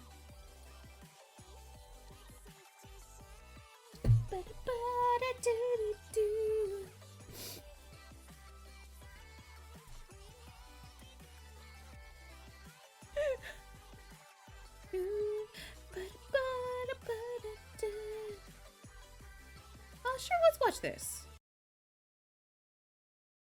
My name is Dave Makes Noises, and before we begin, just wanted to please Have you ever watched Dango Doodle? Yes, I have. remind you to check out our new channel, Riptovia, which is. But yeah, it was like I was trying to find just a little haha funny thing, but like every other video was making fun of certain. It was. You could tell just by the thumbnails in most of these videos that the only reason these people don't say slurs on YouTube is because they'll get banned. But you can tell they really want to say the slurs. You can tell. Just by no space between costume and list. You could just tell by the way their thumbnails are laid out and the contents of them. This channel, except the stories are longer, and there are fewer of them per video because. Gotta eat some cheesecake in the meanwhile. I'm assuming you're about to redeem a costume change. Areas over here, so there's longer stories over there. Oh god, this on cheesecake Riptovia is now. kind of Please don't hurt melting, us but on it's really YouTube. good. Link is in the description. Thank you so much for checking it out, you sweet, sweet angel of cosmic ecstatic bliss. And today, we're asking the fine D&D players of the internet, what character did you make that was an anomaly among their race? Part 1. Costume switch! For me, it was my Kaukini, you got it. Hold up. Let's go to AFK real fast. What's this? I have a whole bunch of costumes. And for the low cost of 1,000 channel points, I will switch between them freely. Hold up, I'm about to show you the Kaukini, which, by the way, after pajamas, this is the next outfit that's due for, being made fancy and being made better. Anyway, hello everybody, it is me, your good bitch in the Kaukini. a half-orc strength-based dual longsword-wielding Girls in Deep Stalker ranger, Kaukinis. Cadmus. Deep Stalker is the revised equivalent of Gloomstalker. Cadmus grew up in a small town in a big forest filled with mostly humans called Briar Glen. He only ever knew his human mother, Elizabeth, who had lived on the outskirts of the town her whole life. Cute, She would thank you often so tell much. stories to Cadmus, who was always fascinated by them. His favorites were about the ancient elves and their culture. His mother would leave for a few days, letting him tend to the animals and vegetation they grew outside the small shack. Cadmus eventually grew accustomed to life on his own, able to find enough food in the forest for himself and other friendly neighbors from Briar Glen proper, who'd come to ask for the occasional Let me help, guess, he's a tiefling. eats, or to stop and chat with Cadmus and ask when his mother would be getting back. It was a friendly, quiet little town. Cadmus especially liked getting bread at his favorite shop, Wheat's Call, where he would sit in fascination while the proprietor of the shop, an old elven man named Janus Girls Villar, in told him old Kaukinis. stories that his father and grandfather told This art's him kinda so cool, many though. years ago. Janus was definitely an oddball. Usually the elves were high and proper, but this one must have had a little human in him, somewhere. He had crinkled old eyes that sparkled as he laughed, and would sometimes sneak Cadmus an extra loaf of bread as he gave a sly Aw, grin. this story's so Cadmus never wholesome. knew his father, Vorgak. In fact, all he knew was Vorgak. from some of the What a stories name. his mother told him as they sat together in the cabin. She would talk of him as a respectful man. Oh, firm, half-orc. Oh, okay. and would say that he was too soft for his kind. She said that she felt bad for him. Guys, I just remembered another character of mine that I need to play sometime. His name is Kroshkugnak, and he's an orc, but he's a bard and he's very cultured. Can you raise the volume a little? Yeah, sure. Hold up. Let me do that right now. There we go. She said that she felt bad for him. In his tribe, the Bonebreakers, as they were nasty brutes. The tribe leader, Gogmar, was a horrible old brute that didn't care much for the tribe itself, to play just enough my to maintain orc his character. leadership. I need to Apparently play his more father race was forced to leave varieties. Elizabeth and maintain his position in the tribe, but that didn't stop her. She was always trying to track down the tribe again, to see him again. Apparently they were somewhere in the Nurboldar mountain range, and she was determined to find them. Oftentimes, it took her too long to come home when she refused to come back without him, but she had a promise to Cadmus that she would be back within 2 weeks every time. Cadmus yeah. would wait while she came back, often training with some of his own carved wooden swords. His mother preferred the bow and arrow and always told him that he ought to as well, but Cadmus never did. The sword was always a beautiful piece to him. His mother eventually relented and even did something for Cadmus that changed his life. One day, I'm sorry, you need to play more what? I need to play more orcs and variety and races. What, is that a weird statement? That I need to play, like, more non-human races? You know, like orcs, tieflings, I think Asimir might be too close. Lizard folk. I made a paladin half-orc named Valcrux, but the other members of the party exclusively called him Velcro to his annoyance. Aw, that reminds me of my Dragonborn paladin. He was an absolute gentleman and a sweetheart on the surface. Okay, that's not how I heard it worded. I genuinely don't know what I said. I am very confused. Had been gone for a few days, she came back with 2 beautiful, long, elven-style longswords. Cadmus was ecstatic. She told him that she had gone all the way to the capital city, Axion, and had these swords custom-made by an elven blacksmith named Saldor. Cadmus began training with them immediately. I need to play more blacksmith they were light, characters. sharp, and durable, but in just the right way. They were perfect. But one day, after his mother had been gone for 2 weeks, Cadmus was expectantly waiting at the door of the cabin, peeking out. I heard you need to do more race... Lethal? Lethal, no. Lethal, bad. Think about your actions! Walk in and out of the village. The sun was setting. She was late. She'd never been late. Why was she late? Cadmus spent the next few days pacing the cabin. She wasn't arriving. Maybe something had happened? Cadmus didn't know. Eventually, he stood up, shakily grabbed his long swords, and sheathed them in a cross on his back. He wasn't going to wait. Scratching out a quick note to her and telling her he would be back as soon as he got word of her arrival, he left. How the fuck did you hear what you heard, bitch? Check your ears! He now had 2 goals in mind. To find his mother, now missing, and to find his father, the only known link to her. Cadmus had been by far one of my most favorite characters to play. He's got a cool Texan accent, and he's honestly a big mama's boy. My lawful good boy has been one of the most fun to play and level up. Texan accent! Yay fucking how, bitches! Have you guys ever played a character with, like, a really obvious accent? Okay, because I tried to give a character... I have a fun story. I tried to give a character a French accent, but my throat was dry, so I fucked it up, and it came out really bad, so I'm like, fuck it. She has a bad French accent now. She has a very blatantly shitty French accent. Honestly, that became... Chiffon, what are you doing, sweetie? Sorry, Chiffon's being a little weirdo behind me. The Goblin life cleric. He was training to be a shaman in his tribe, and one day he had a dream with golden rays of light coming from him, and his touch healed people. When he told his shaman about the dream and showed him that he could heal now, he was kicked out of the tribe. He now spends his days wandering the land and helping people of all races, and trying to find out why he has this newfound power and how he got it. He is currently embroiled in a plot of giants in Storm King's Thunder. We were playing adventures in Middle-earth, Lord of the Rings 5th edition. My character was basically the only edgy hobbit to ever exist. Damn. Their background was... Kitten or a pupper? It's a kitten! Well, he's a full-grown cat, but I call him my baby boy. His name is Chiffon, and he is orange, and I love him.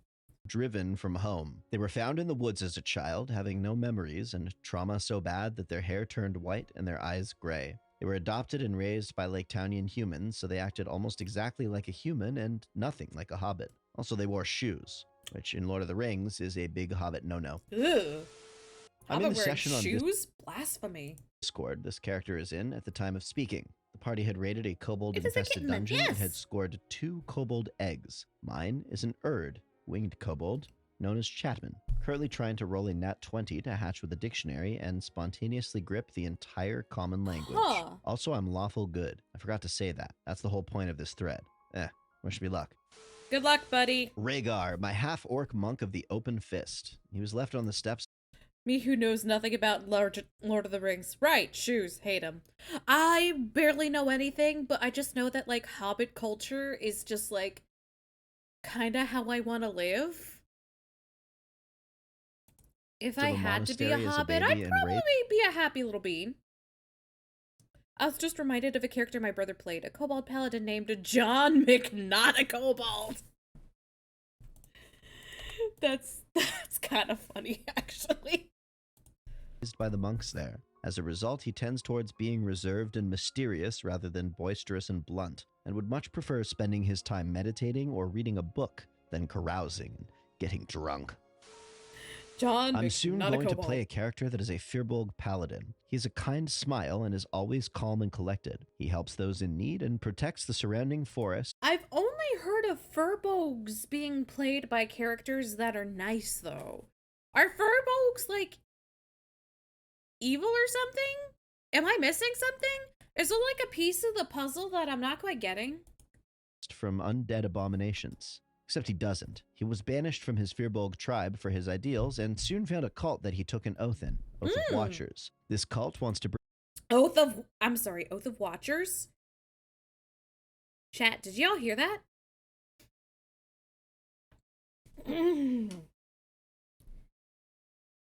Speak not the Watchers.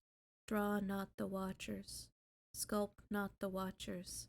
Sing not the Watchers. Write not the Watchers. Call not the Watcher's name. Anyway. Bring back its old god and need the MacGuffin to do so, which is the party's quest item. His god is the Watcher and would have eradicated most things that we see today in D&D if he wasn't killed by another god. The cult believes that guardian-like creatures are his remnants, e.g. Firbolgs. That's why my character joined. So, in short, I'm secretly the villain. Okay, that's kind of fun, actually. I've always wanted to secretly be the villain. I don't think I'd pull it off, though, because I have no poker face. Forgot to say he has horrid charisma, but is really good in deception, so the party don't think I can lie well. Nice! Convinced my old DM to let me play a winged dragon-wrought kobold. Her name was something long and draconic, but we called her Vel, as it was what the name started with. Vel was convinced that she was draconic destiny of her people, and that she only got her abilities from the dragon's blood she had drank during a ritual as a hatchling.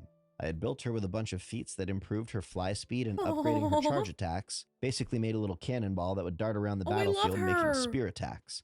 It was a fun 3 sessions till she got hit by an enchanted arrow of sleep mid-flight and fell to her death. No! I love Val! What the fuck? Oh no, that's the pun race? Not all kobolds are pun. My kobold arcane archer. Another kobold! He thinks dark caves and digging are boring. He'd rather spend his days reading or going on an exciting adventure to discover new things. Oh, another cutie. He left his colony to see the world and all the things in it, I wanna play both a kobold wonderful now. and terrible alike. He learned magic from a mage apprentice traveling to her wizard college for the first time, and archery from a ranger he met while exploring a forest. Cuties! Dragon Rod or stupid OP? What's a Dragon Rod?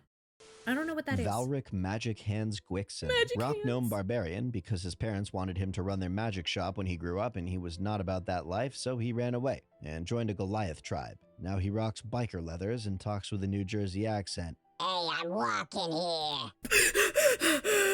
I wasn't expecting the bitch change.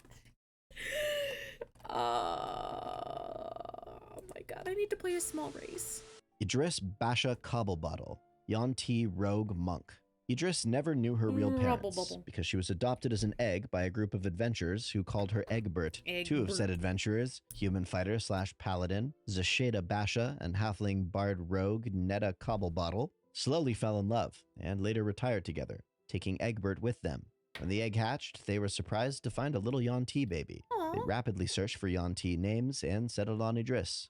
As she grew up, however, it became clear that she had none of the usual ability to lie and deceive, to persuade, or even just have a rudimentary understanding of social cues. As a modification of the whole Yuan-Tis have no emotions thing in the book, she also had dampened, not non-existent, just dampened emotions, which furthered her social struggles. Though she did not have autism, I do, and several of my struggles with that were broadcast onto her mystery disorder. In her youth, Idris was Aw. raised on the stories of her parents' level 15 exploits, and she was in awe. She would often beg them to tell her just one more story before bedtime, and she swore she'd be an adventurer someday. Her parents were somewhat hesitant to throw their only daughter into the field, but when a racist warlord tried to have Idris killed for simply daring to be a Yuan-ti, her mothers agreed on two things. One, they needed to move away. Two, Idris was in danger no matter what they did, so why not at least give her training? Hell Idris yeah. devoured her training with an ecstatic fervor. Knowing this was her first step to becoming an adventurer, Netta taught her the tricks of the roguish trade, while Zasheda, not wanting her daughter to fall into being a tank, hired a retired monk to teach Idris how to defend herself by deflecting the blows of others. If there's one thing you don't want your daughter to be, it's a tank. We'll only have rogues and DPS classes in this whole household, young lady. Eventually, years passed, and Idris I completed know that's her not what they were training. going for. She said goodbye to her mothers. Oh, hold up. David! Welcome to the library. You are now a part of my story, and I hope you enjoy your stay. Left for the nearest big city's tavern. TLDR, I gave my auntie a negative charisma modifier because of a mental disorder inspired by my own social struggles. That's so pog, actually. Johnson Johnson's was a human with Johnson Johnson's. Hi! Hello, David. very short legs, the reason why he was left to die in the mountains as a baby. Aw. Luckily, a couple of dwarfs found him and raised him as their son. Because of the lack of sun and vitamins, Johnson grew very little and was ice pale, and I bargained with the DM to allow me to use the dwarf modifiers, Huh. proving, ironically, that being a dwarf is social construction. He fought hard. Being a dwarf is a social construct. Feeling sleepy but still up? Oh, why are you still up? If you're sleepy, you should sleep. Or at the very least, rest. To become a something's paladin, lawful good as it was a 3rd edition copy, and paladins could only be good. He was very gentle, and his favorite food Hello, was yes, a bag Sid. of raisins. A very nutritive yet Yes, Sid, thank you for the follow. Welcome to the library. You are now a part of my story, and I hope you enjoy your stay. Mwah. portable food to use in travels. Every time I got to a city, I brought 20 days worth of raisins and would give every NPC or friend a bag every time we met. Aw. Good times. That's adorable. Hell no, it's 7 a.m. Oh, yeah, then no. I support your mission to stay awake then, David. See? You never know. You never know somebody's full story. No hablo español. No hablo español. I'm a dumb English speaker, I'm sorry. I'm not gonna read the rest of that, because I don't know how Greetings, to pronounce incredible those beings, words. and thank But yeah, we've been watching a couple of these, but not a lot. Because I don't want this to be like the majority of the stream. Because, you know, if... Ugh. What are we watching? We're watching some Mr. Ripper videos. Not a lot, just a few on occasion. But mainly we are talking about tabletop gaming of all kinds. I want to see this one, though. The most unintentionally chaotic moment. By the way, nice outfit. Thank you. This is my Kalkini. I'm gonna be reworking it soon to make it fancier and a little bit sexier. You know, just kind of make it even more, quite frankly, slutty. I want to see chaos. I want to see blood. Well, not see blood, but you know what I mean. Metaphorically, I want to see blood. What are you doing? I had to use a translator. We are talking about tabletop games and watching a few videos about tabletop games. Especially funny things, like chaos. I like chaos. Chaos is funny to me. And today we're asking players and DMs, what was the most unintentionally chaotic moment in your campaign? I have a few stories. I have a few stories that would fit under this profile so fucking easily. This looks pretty good for my personal taste. Thank you! You should see some of the newer costumes, though. I gotta tell you, they're pretty good. Benchians. Yeah, as Lethal said. Before we get into this, I just want to talk briefly about my story of wait, sorry, music will overpower me. Benchians. So I was DMing a horror campaign, right? Spooky. Scary. Little bit of Cthulhu in there. Very spooky. Ooh, so spooky. I'm gonna cry goodbye. You hurt my feelings. What? How dare your feelings? I'm so sorry. I didn't mean to. I'm so sorry. Oh, I feel bad. I don't even know what I did. Did I do something? What did I do? I am confusion. Funny moments. Real quick, before we begin, I just wanted to let no, it's not a real quick. You're gonna spend 5 minutes talking about this. Sir, please. Link is in the description, and that's all I got for you. Now back to the stories. I made a joke character, a green dragonborn sorcerer named Miasmus, whose life goal was to pun people to death / kill people while making puns. I already see how wrong this is going to go, but continue. DM's super guard, the one that is supposed to incentivize you to behave because it's stupidly OP. Oh no, don't do that. Don't do that. Beheaded a thief who stole a purse in the middle of town. My character's response was, looks like he got ahead of himself there. Superguard then tried to throw his great axe into my skull for that terrible pun. Nat 20 dodge. Nice. My character takes one step to the right, and he misses his throw. Went to pick it up and swing again, this time with a downward slash. Nat 20 dodge again. My character takes one step backwards, and his axe is lodged half a foot into the ground. I then asked to roll to kick his jewels so hard that he will have children no longer. Yes! 19. Made that guy crumple in pain. Then took his axe for myself as he is on the ground in the fetal position.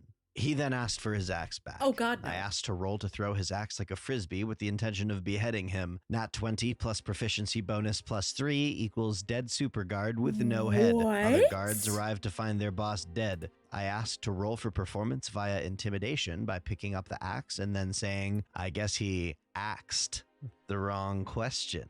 Boo! 19 plus mods. I made the townspeople and guards who just saw their boss get murdered in front of them laugh their butts off, and simultaneously made the guards kind of do a, nope, I don't get paid enough for this. He can do as he pleases. Yeah, no, that would be my response to that as well. It's like, if you just get my boss and you're just casually making puns. Dodge rolls in D&D pretty sus. Wait. Is there no... I am confusion. Isn't there ways to dodge and shit? Still kept that axe and named it Ahead of Yourself. Later, after trying to leave that town, my DM tried to kill this character with a super archer to get revenge for killing his boss. This DM has a power boner for murdering people. Earlier, my character multiclassed into monk and had just enough levels to get the deflect missiles ability. Oh, he saw that arrow, caught it with a high roll, then threw that archer's arrow back with a called shot between the eyes. Wait, no. Okay, definitely this story's made up, because this is the part where even I'm like, that's not rules legal. Throwing an arrow back and having it be high enough velocity to actually... Your sorcerer has deflect missiles? Yeah, because they multitasked a monk.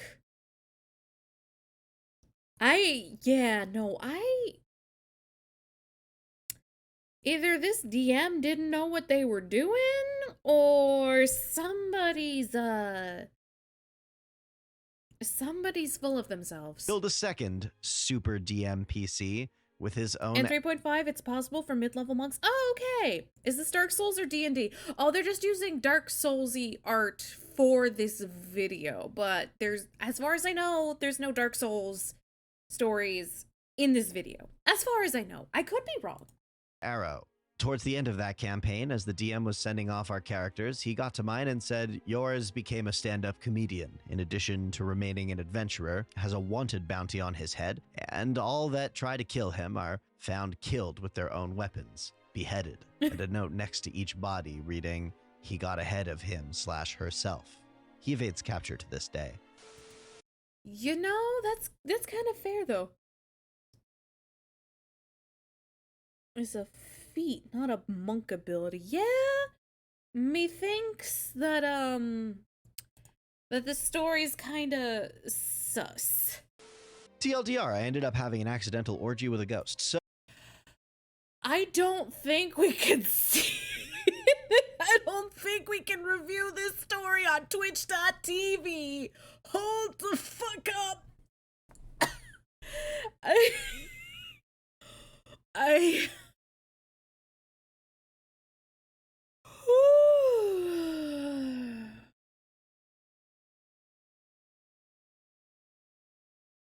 I I think I might have watched too much Gundam Unicorn. Yeah, that's fair.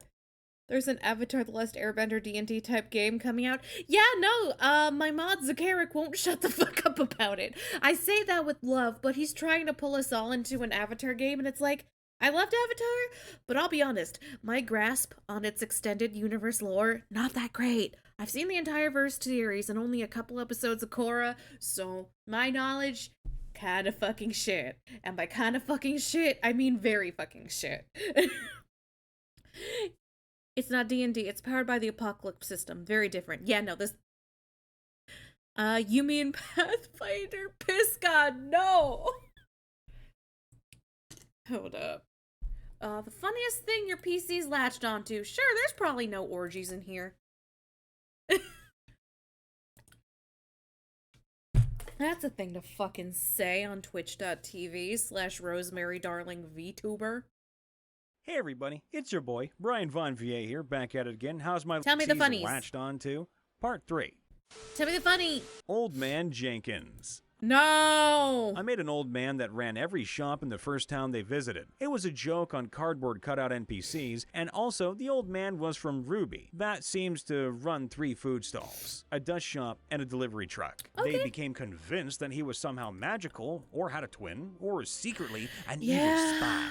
What was meant as a throwaway joke now runs 85% of those stores on 2 different continents because they took 2 hours investigating this half-deaf old man. That sounds about right. I ended up This sounds entirely right. If there's anything that players are good at, it's coming to the exact wrong conclusion about everything. They're either scarily accurate or they're super fucking wrong about everything. There's no in between. You will never stump your party unless they're either blatantly coming to the wrong decision or they're a little zooted. I have a story about an SCP one-shot, but it's too long a story for Twitch comments, so I'll post it in a Discord. Hell yeah! Post that shit in the Discord. I love stories. There's a reason we're watching this. deciding he was one iteration of a character I like to use that tampers with time and space. An old former Oh, I'm sorry. Characters who mess with time and space and are dimension hoppers. I have multiple. Okay, if I had $1 for every time I ran into some beloved NPC that became a dimension hopper and could do just about everything, I could afford to get a new second monitor right now. This one statement brought back so many bad memories. Oh, I'm in pain right PC now. of one of my best friends named Marcus, or Marcus, or Marcus, and once Marcia. 3 different spellings for 3 different names. That decided to retire by opening a few hundred shops and running them all at different points in time just to mess with people. I love that. The ultimate troll. Sorry, it's just like, that was very funny. That was very funny. It's just, I've had so many bad experiences with beloved DM NPCs. Not necessarily DM NPCs, but DM NPCs that were just, had way too much fucking power just because. Lorky can drown in a fire. Yeah. And while attempting to flavor the guards at our Mutton usual Man. city, the DM described one of them as eating a leg of mutton. Problem was, he decided to mime the guard, and rather than Oh, taking no. a bite out of the mutton leg, he mimed small, fast nibbles like it was corn on the cob. It was such a weird choice, That's we actually couldn't really stop funny. laughing. It That's was an actually event really we funny. brought up every chance we could. That is something my group would pick up on. We'd be like, why the fuck are you eating that like fucking corn? Because we're Midwesterners. We know our corn. You know the Mutton Man? The Mutton Man? The Mutton Man. Ever since, every time we returned to the city, we asked if the Mutton Man was there. And sure enough, he was, still nibbling away on what may or may not have been Yep. the same leg That he sounds couldn't finish exactly eating. like something that would Once happen we in had my to party. infiltrate an enemy This camp, story is and the while most watching the realistic one guards, so far. There, the DM mentions one of them eating mutton. In small nibbles, the sense of betrayal was indescribable. We didn't know the Mutton Man. This sounds that's the most believable story so far. That one I 110 believe that's genuine. I know people make up stories sometimes for these things, and that's okay. But that's not one of them. That story is the single most realistic tabletop gaming story that I've ever fucking heard in all the years that I've been looking at these things. If that somehow ends up being not real, I'll eat my own legs. I'm a player, but torches? And 2 XP for My cake. character had to collect, buy, and cherish every torch she could find. Unfortunately, the campaign ended before I could do what I wanted with them, but let it be known, it included various acts of arson. Everybody loves a little flame in their lives. A is for arson. B is for barson. C is for commit arson. D is for don't come near me, I'm going to commit arson. Can't stay, but check out the image I sent you over Craigslist listing I saw when looking for a new place to live. Ooh, hell fucking yes. I love reviewing weird Steve house the listings. Talking Skull. In a map I used for a boss fight, there was this large skull on the wall my players were convinced was important. So Oh, no. they tried to remove it from the wall, This story is also incredibly realistic already, I'm not gonna lie. as I thought it'd be funny, and because I didn't want to make them feel like it was a waste of time, I had the skull speak. Yum, The he's skull quite called disturbing himself Steve character. and Hell spoke yeah. in a thick southern accent. The party loved. I'm Steve, the wall skull. I saw you from across the room, but I was too shy to say anything. Hello. I don't know why Steve is a Southern Belle now. him and took him with them, and now they've agreed to help him find the rest of his body and restore his memories. That also sounds incredibly realistic, especially for my current party. They would The get funniest sidetracked thing like my that. PCs have latched to, and is now one of the running jokes of my campaign, is, of all things, baked beans. It's Why the fuck did he say baked beans like that? Why the fuck did he say baked beans like that? Seriously though, what the hell is that listing? Hold up, I have to go see this now. I'm gonna censor it just in case it contains like information that reveals, unicorn female roommate. I'm looking for unicorn. Cool. Oh, no. They're not asking for a literal unicorn. They're asking for a single virgin female to come live with the couple and for the exclusive thing of having sex with them. Yeah, they're not asking for Rosemary Darling VTuber to live with them. It's a sex thing. It's a sex thing. I can't wait until you guys see what I planned for the cat you picked up. I can't wait till we find out what's the deal with the cat. I know they're not asking a real coworker, but it's still fucking strange. I know. But just like, oh my god, I want to know what the deal with the cat is because the cat chose me. So it's like, that cat's gotta be something important. But I don't know what that is yet, and it's driving me fucking insane. started with a character mentioning a dream she had the night before about baked beans, and wondering who in the hells would bake a bean. My PC's latched onto this point so much that I have put baked beans in one tavern and 2 inns, and have even come up with the thought that there is a baked bean cult somewhere in the world. Beans. Me and the boys at 2 a.m. looking for beans. So, I have a pretty standard campaign. The entire idea of it is to slowly make friends with the NPCs and build a name for yourself and your party, rising to the top of the world and eventually facing off against the big bad evil guy who's taken it over. Okay, time to go. Just needed to share that when I saw it. Oh yeah, that's fair. Have a good rest of your night.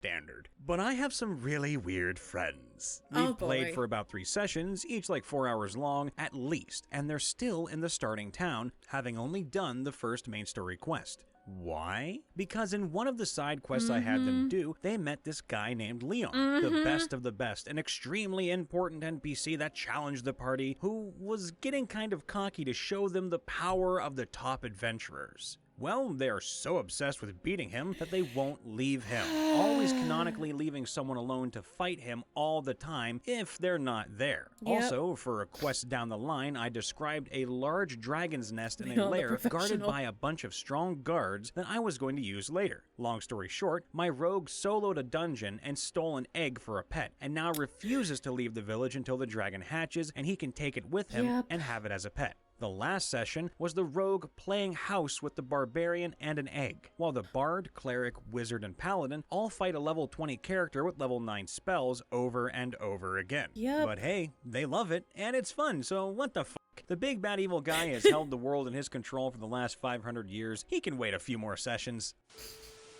Yeah, that sounds about right. Bonzo the Sad Clown. A depressing human variant, way of the drunken master monk with an entertainer background. He is the only good-leaning non-caster in a rival adventurer group. He tells anti-jokes and is oh my god. When I'm in the mood for it, nothing's funnier than an anti-joke.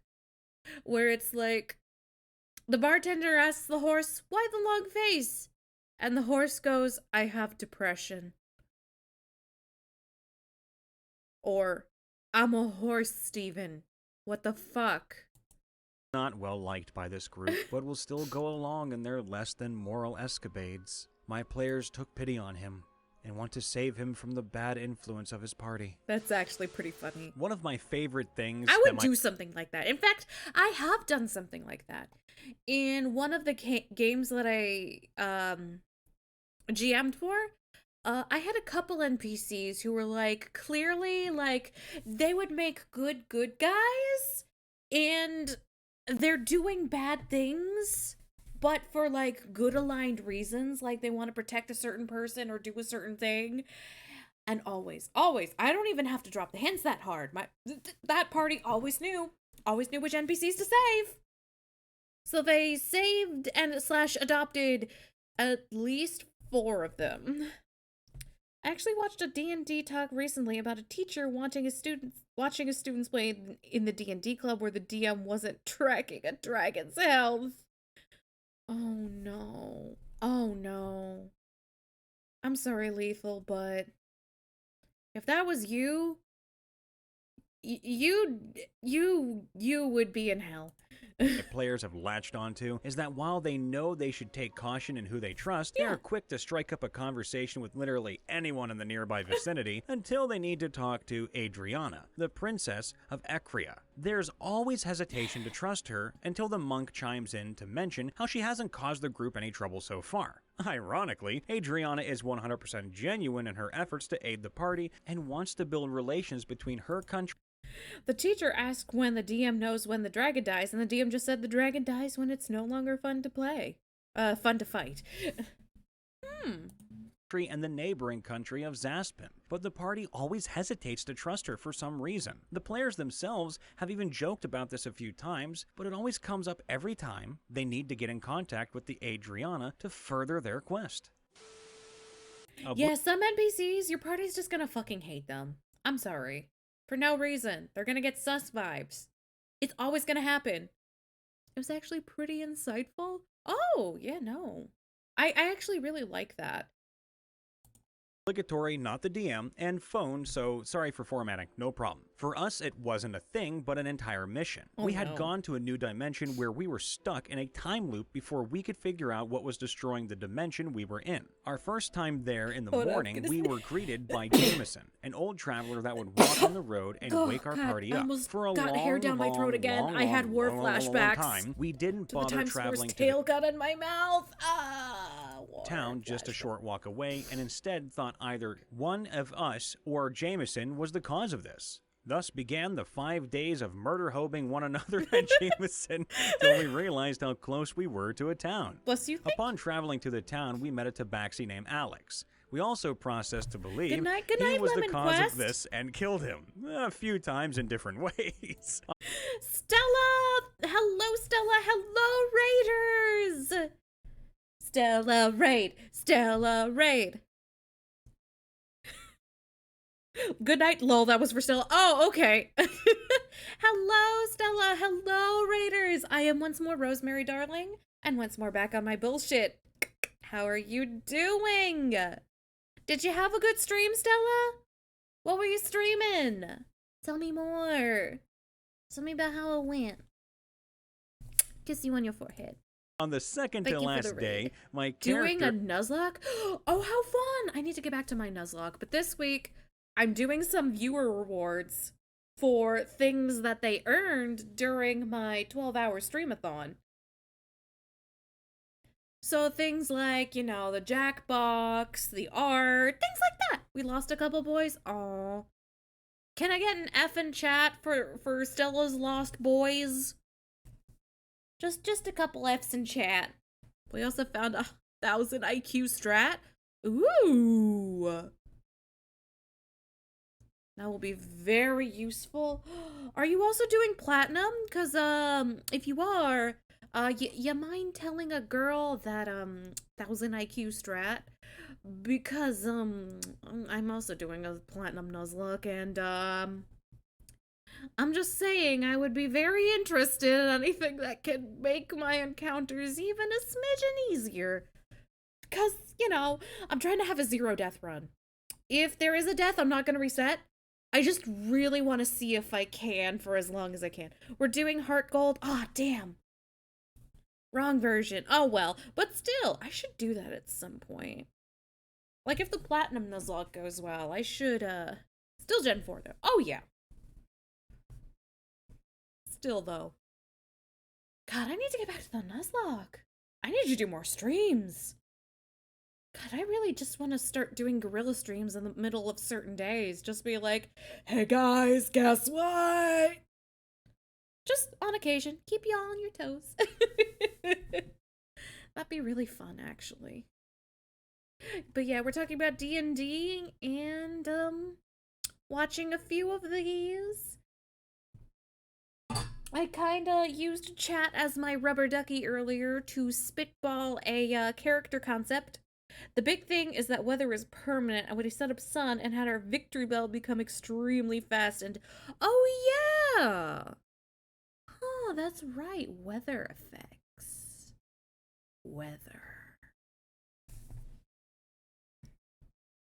I do have quite a few water Pokemon, so, like, move that makes it rain. Could be really fucking good. Now the gears are turning. Could be really fucking good, potentially. Especially once, my Piplup gets beefy enough. Oh, thank you for the hydrate, David. Let me take care of that right now. Ah. Well, it sounds like you had fun, and I am glad you did. Hold up, I'm just constantly rearranging a bunch of small objects on my desk till I figure out the optimal layout. If you have anything with Swift Swim, rain is good. I don't have anything with Swift Swim yet. Big ol' yet. Well, son of a gun, I don't have enough points to send the entire health package. Oh, you mean the posture check and the stretch? Oh, I should stretch anyway.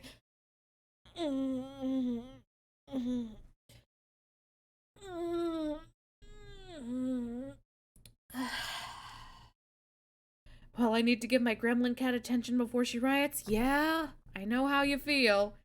Oh, posture check, thank you. Have a great rest of your night, Stella. Oh, another hydrate. Thank you, Piss God. Have a good stream. Hope you have a good night. I'm gonna drink these, and then I'm gonna be right back, because I actually need to use the facilities. So we'll just go on the AFK screen. I'll put on some music, and I'll be right back.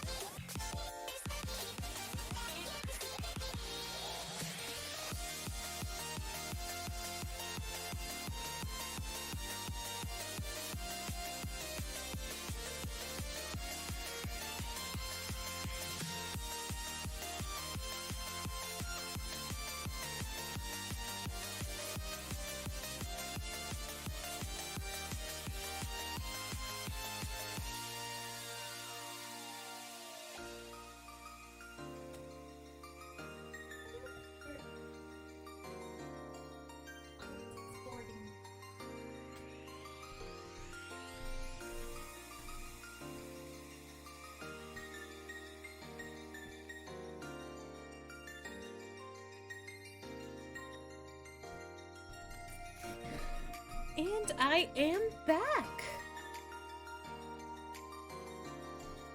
And up.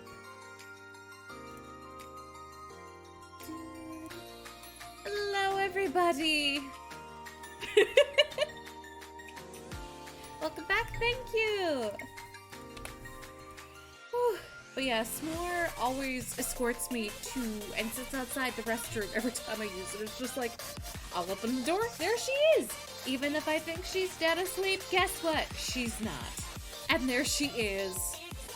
Waiting for me, looking up at me like, Did you have a good piss, mother? Did you have a good piss? I don't know why I gave S'more the British accent. That's Chiffon. He's not from the UK, but he's very small and he's a baby. So yes, for those who don't know, hi, I'm Rosemary, and I have two cats, Chiffon and S'more. S'more is very big, very fluffy, and I joke that she's a lesbian. And then there's Chiffon, who's kind of smaller, and he's orange, and he's stupid as fuck. I have yet to meet an orange cat that isn't at least a little bit of a Dumbo. Just a little bit of a silly goose. Had figured out a giant beam of energy erupted from under the church today. I found out there was someone casting a time spell under there by attacking the floor over and over using my Hexblade Warlock multiclass with College of Swords Bard. On the last day, we as a party conjured an army of Jameson, the old man, and had this illusion army. I'm really good at being a dumbass. Me too! I say the wrong things all the time. I'm very good at being wrong with my words. Oh my god, it's so fucking funny. Like earlier today, I forget what I said, but it was something. God, I said it, and then immediately someone else was like, Rosemary, is that a sex thing? And I was like, wait, no, for once I wasn't making a sex joke. For once in my life. I forget what exactly it was though, or maybe it wasn't today. It was, either way, it happens frequently enough. I have two cats too, which one of them is an orange energy ball. Oh yeah, both of mine have a ton of energy. They're both just like, pew, pew, random points in the day. They'll be bouncing off the rules. Sometimes they do it in the middle of the day, sometimes they'll do it in the middle of the night. And I find the sound quite comforting, actually. So it's like I'm not really disturbed when they do it in the middle of the night, except when they break shit. That's when mommy's like, cats, get it together, and then I'll go in the morning and see what they broke. There was a thing earlier where you were talking about orcs and Ibisur. To be fair, that was less I said something weird and more your hearing did a thing that I'm not even gonna comment on. Cause, demand every pickaxe the town had. We then defeated a time wizard by our other bard convincing the time wizard that he was the time god. And if he would perform this incantation, our bard would erase him from time. Yeah, we were supposed to interact with all the town's inhabitants, learning more and more about the town till we found the time wizard's tunnel. Then in the time wizard's tunnel, there was unavoidable traps that we would learn to overcome using the time loop mechanic. We killed so many people, Holy including ourselves, a dozen times. Still, my favorite session we ever had. See, that's their problem. They planned for you to take a specific path. And then you were just like, quick, we should murder each other to solve this time loop. Yeah, great idea. And then y'all started stabbing each other.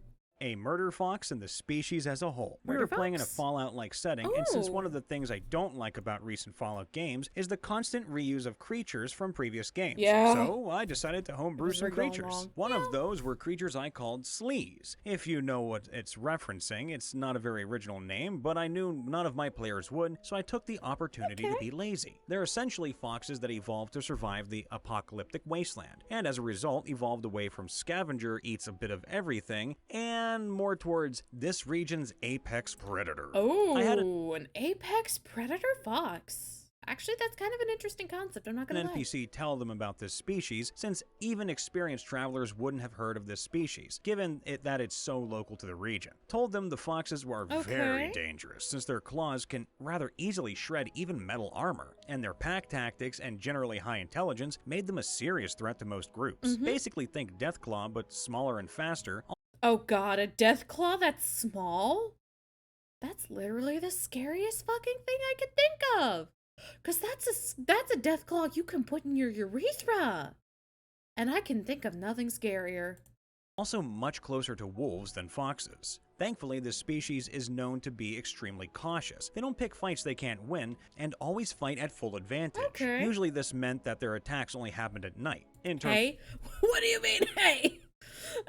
of gameplay, they were mostly there as a don't try to travel at night and find safe shelter to spend the night in kind of mechanic. The game Oh yeah, so it's like, don't travel at night, you were likely to be eaten by a grue, but instead of a grue, it's mutant foxes. What do we say about CBT?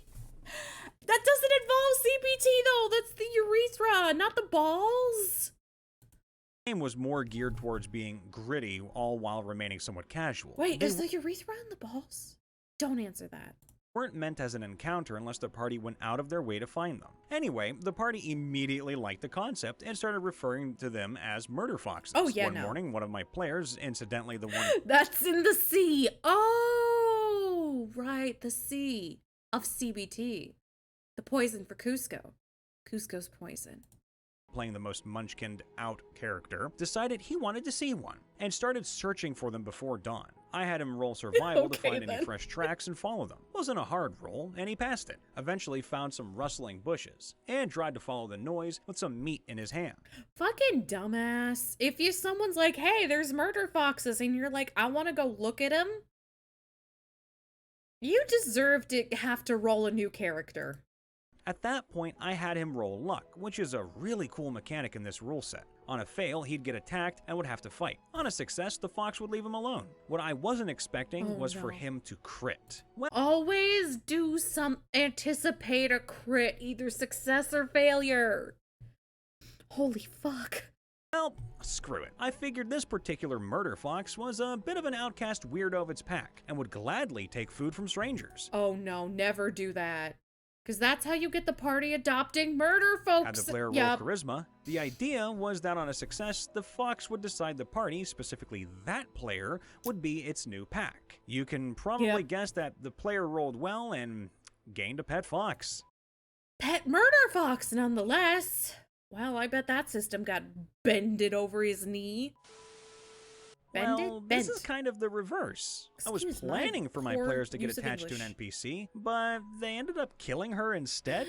Oh, I've had a few instances of that. It's like, oh, they'll love this NPC. We suspect she's a fair folk and we're gonna try and kill her at some point. What the fuck? I was expecting one of you to sleep with her. Also, she's just a normal human.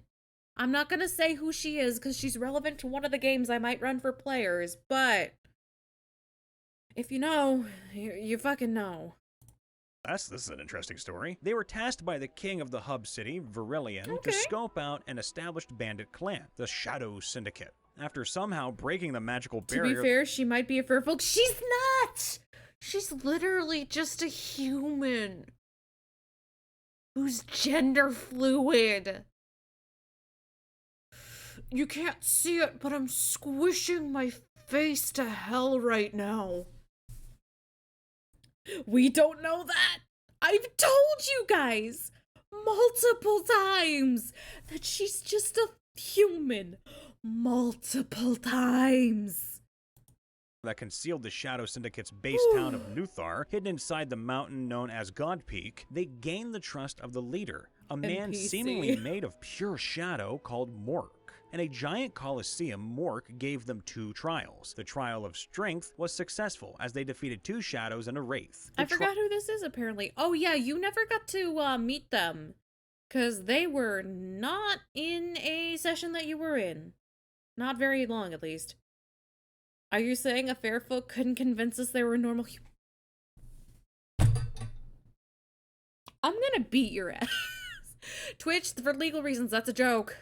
Trial of faith was also successful in a slightly more sinister way. Oh, The no. guards brought out an Earth Genasi girl who looked different to the others in the stadium. Shadows were rolling off their skin, their Oh, eyes no. glazed, seemingly possessed. The girl was unaffected and screamed and shook against the guard's grip. The girl was meant She mad? You fucking bet I to be my DMPC to help them along the way. Further to that, No DMPCs, no. her father was also part of the plot, being drafted by a rival gang to build bombs that harnessed the power of Earth energy to try to destroy Verilion. Mork announced that she was a traitor to the cause of the Syndicate, and the adventurers must kill her to prove their loyalty to him. They at first refused, but Mork's Kenku aide, a powerful mage in his own right, saw through their lies. Realizing they were working for the king, Mork cast a wave of unconsciousness over them, sending all but the elven bard, Okay. Arnauld, to a shadow-infused sleep. I'm Suffice to listening. say, it all went pear-shaped. Arnauld then used Moon Card. I dropped the DOTM in session 2. No. Fucking deck of many things. If I ever see that deck, I'm setting it on fucking fire. And I may regret it yet, and reversed time, regretfully telling the others that they should kill the girl. Our chaotic tiefling Oh no. blood hunter, Dralgum, obliged, activating a crimson rite to freeze her, No. shattering her into a million pieces. The worst part? Our warlock soothed her with a spell, can't remember which one, before the killing blow. Mork was elated, and to top off the horror, they stayed in the girl's old house for the night. If there's one thing I've learned from my Yep. DM, it's that trauma is best served all the time. TLDR, my PCs were supposed to befriend my DMPC. Instead, they killed her. Your first mistake was making a DMPC. I'm sorry. I've Everybody- had too many bad experiences with DMPCs. I've rarely, if ever, seen them done in an okay way. Okay, so we're gonna turn the music back down, because I wanna go back to music mode. And we're gonna go back to chatting. But yeah, I have it's like DMPCs, like, okay, so I had a lot of NPCs in this one game I ran, but it's like, yeah, I roleplayed as them with the party, but when it came time to combat, here's what I did. I didn't want to roll for both the NPCs and the monsters and all that. So I gave the players the friendly NPCs sheets and told them, okay, you are in control of these characters during combat. You can tell them what to do, you can ignore them and let them do whatever. The choices are yours. Basically, I just put it in their hands rather than just being like, here, it's a super powerful thing that only I control. Because that just, it doesn't sit well, because again, I'm gonna be bitching about Dave. Fucking Dave. So Dave tried to run his own campaign once, and Dave, as we've established, is a bit of an idiot. So he made so many mistakes before he even began. First of all, he was gonna try running it for 7 people for his very first game, which the thought of DMing for 7 people, even today, just terrifies the fuck out of me. The ever-living shitballs out of me. Which is why I capped it at 6. 6 is generally my comfort level. If we go into 7, I start getting scared. And I need, like... Holy fuck. My first game was 15 people. Oh, what a coincidence. That's the number of people in Dave's game. But the difference is you're smart and Dave's an idiot. Like, it started with, like, 7 people, and then those people told other people, and those people told other people, and basically he had, like, 15 people in his small-ass living room. Now, the thing with Dave is some of his friends, not all of them, but some of them were also not intelligent. So you had at least a couple people in the room, not everyone, but at least a couple people who also didn't make good decisions. So, and then Dave made a DMPC, like an outright player character that he would play as well in his game that he was running. And this is why DMPCs just fill me with such a visceral dread. I've literally never seen one done in a way that's not, at the very least, stepping on the party's toes. It's at the very least, like, the least worst offense I've seen is they kind of like take some glory, take some kills. Parties like, I want the glory. But so in the first session, okay, this is where the first session, he gives this group of 15 people access to a wish spell. A wish spell. A fucking wish spell. Holy fuck. So, and then it gets worse. They didn't know what to do with it, so they gave it up to the DMPC. They gave it to the DMPC. And, you know, made by Dave, who's running this game. You want to know what you want to know what he wishes for?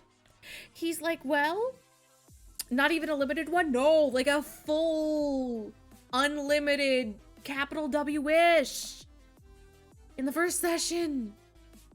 And so, what does Dave do? What the fuck does Dave fucking do? He's like, well, the only thing I could really think that this NPC would want was to wish away the big bad evil guy. Yeah, he wished away his own plot.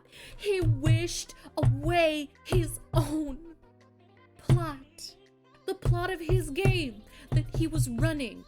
And he destroyed it himself in the first fucking session. Oh my fucking god. The pain. Oh, every time I think about this, I'm just in so much despair. Oh my fucking god. Everyone, I have exciting news. Oh good, something to lift me out of my existential despair. What is it? I got my new kidney? That's actually really good news. I'm so happy for you, Bloom. Can I get some pog snakes in chat for that? Get a couple pog snakes. I'll throw a pog snake in there too. Hold up. Pog snake. Because as the creator to pog snake, I mercifully don't have to be subscribed to myself to get access.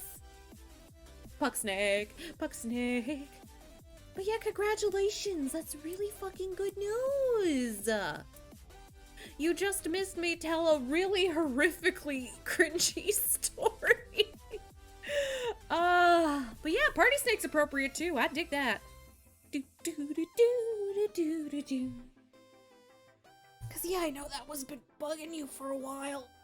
I'm sorry, I'm stretching. And I'm gonna drink some water. Don't mind me.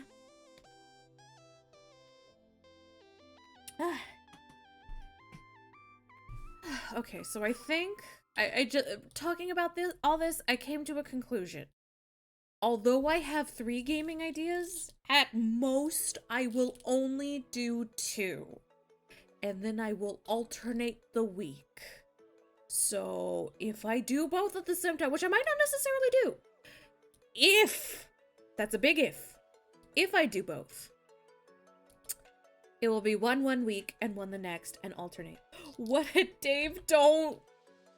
Oh, now I'm really in despair. How could you do me so dirty like this? How could you say that about your dear mother who wants nothing but what's best for you? My DM made a DMPC that was a very shitty person that the entire party, except his giant android son, hated, but were forced to follow him, essentially because the literal end of the world happened and the DMPC was the only one who really knew any information about what was going on or where they could be safe.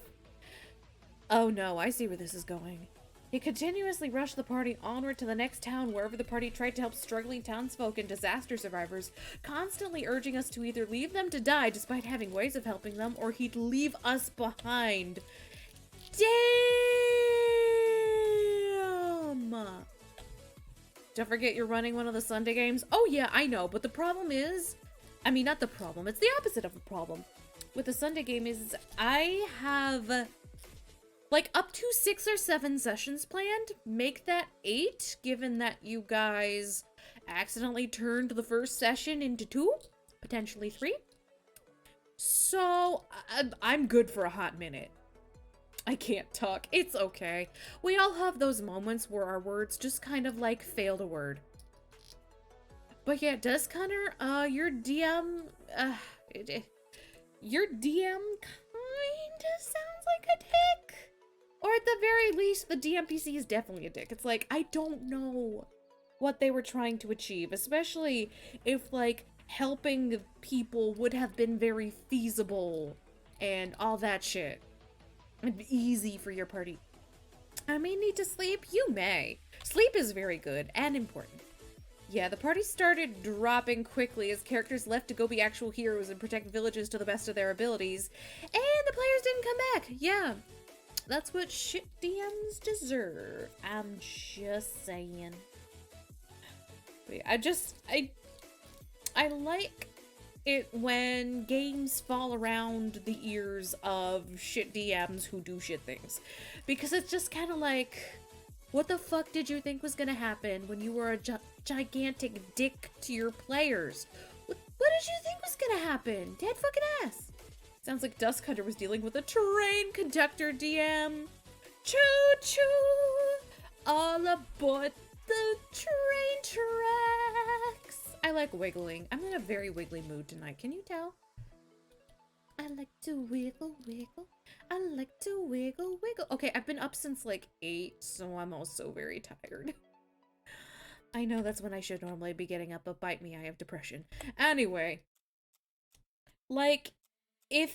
but the thing about train conductor DM, it's like, if they didn't want you to, like, stop and linger in these towns, they shouldn't have brought to your attention, like, people suffering and ways you could help them. Like, they should have just been like, here's another town, it's a shithole, we're moving on, though. Like, they're...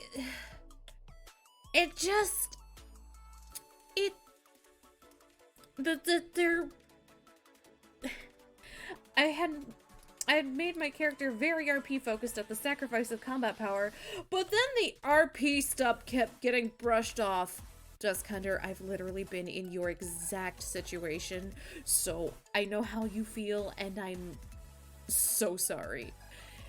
in my first Exalted game I ever played, I made a character that was very RP focused, because I tend to do that for games where I don't know the crunch very well. And this was the group that had No Spine, the DM. Then there was Asshole Guy. Was this the group with Fedora Fucker? Yeah, I called him Fedora Fucker, didn't I? Yeah. So Fedora Fucker was somewhere different. I forget. Was Fedora Fucker in the first or second group? I need to come up with better nicknames. But yeah, I literally did that. I was like, oh, we'll have RP, it's fun. And then we didn't do RP. And then certain players got everything they wanted, and I got nothing. I got blamed for war crimes. A neckbeard. But no, it's like I gave people these specific nicknames and shit, and I can't remember the fucking nicknames. The Universe one Klept, by the way, with 31 average stealth rolls and plus 13 to persuasion and deception. Oh, that was Universe 1 Klept. Oh, okay, I get it. Okay, sorry, it took me a hot second because I'm a little bit tired, in case you can't tell. Okay, I see my tracking going a little bit nuts thanks to the reflection off my glasses. Oh, that's fun. Everything's blurry! Yay! Klept is the character I've gone through multiple canceled campaigns with. Oh, I'm sorry to hear that. Poor Klept. They deserve better. I don't know them, but they deserve better. Correction, you were blamed for war crimes because the DM thought your followers were bad people when they were not.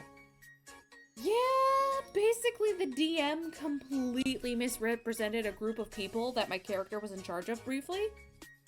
He portrayed them as, like, war-loving, hooty-tooty, rampage the villain and do a horrible thing and shooty, quote-unquote barbarians. When in reality, these people would have been closer to pacifists. The DM just decided it'd be fucking funnier if my character, got blamed for their war crimes. To the point where the god of war crimes was like, hey, I like the cut of your jib. And that was my RP. That was what I got. My character got her morals basically stomped on, and not even in a funny way. Because you can do that in like a character building way, or a way that's like, you know, better for, like, can bring about RP and story and character development. No, he just went straight for let's kind of shit on her. To be honest, looking back, I think he was just like having a chortle at my expense. Which, if I had $1 for every time I had a DM who had a chortle in-game at my expense, I'd have $3, which isn't a lot, but it's fucked up that it happened 3 times. Hold up. He portrayed a group of indigenous peoples of America as a Mongol horde. Basically, yes. Damn it.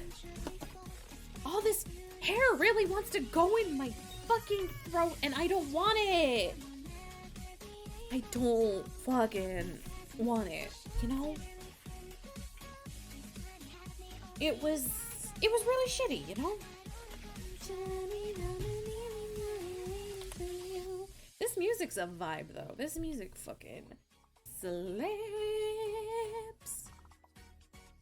But yeah, so I'm shocked that I like Exalted as much as I do, given that my first encounter with it was with literally one of the shittiest DMs I've ever met. Oh no, he was an idiot. Exalted has an in-universe wording, so anyone not of the Scarlet Empire is labeled barbarian. Oh, he did the Rome thing. He was literally Rome. Oh my god, he was literally fucking Rome. Oh, barbarian, that must mean they're savages who do bad things. Oh my god. That's actually kind of funny in a really fucked up way. Oh. But yeah, he was still a shit GM, though. And an idiot with no spine, I might add. Hence why he's No Spine the GM, and I'm so glad that I have not had to deal with his bullshit for many years. Sorry, I may have to end stream a little bit early just because my right ear is in a lot of pain? I think it's these headphones that I'm being forced to use. Hold up. Let's at least go find someone to raid, because I'm really bad about raiding people. So, let's do that. Let's go find somebody to raid. I'm so sorry, everyone, but it's just... Listen, my ear is in a lot of fucking pain right now. Ah! Holy fucking shit. Seems like people go through some shit. Oh, no, I don't want to hear myself. Thank you. Alright, who shall we raid? Seems like you people go through some shit. Oh, we go through a lot of shit. We literally had a horror story stream. Like, we just shared horror stories from our shitty campaigns, of which, I had many, Lethal had a few, Zakaric had a few, Coffee Bean had a few, and, that's me and all 3 of my mods. All of us had plenty. I only play with 4 GMs, I think. I've gone through at least 5. Before I raid, I'm choosing who to raid. Hold on. Aha. Let's do... Okay. I found her.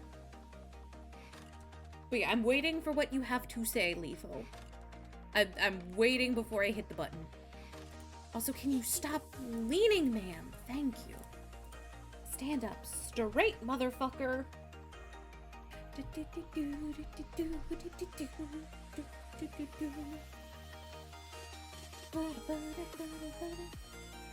Thank you for the stream. You're welcome. I'm always happy to stream because I love talking to y'all and just doing shit. And seriously, Lethal, can you say what you're gonna say really fast? My ear is in a lot of pain. I'm so sorry. I love nerding out. Oh, me too. Why do you think I have like multiples of these?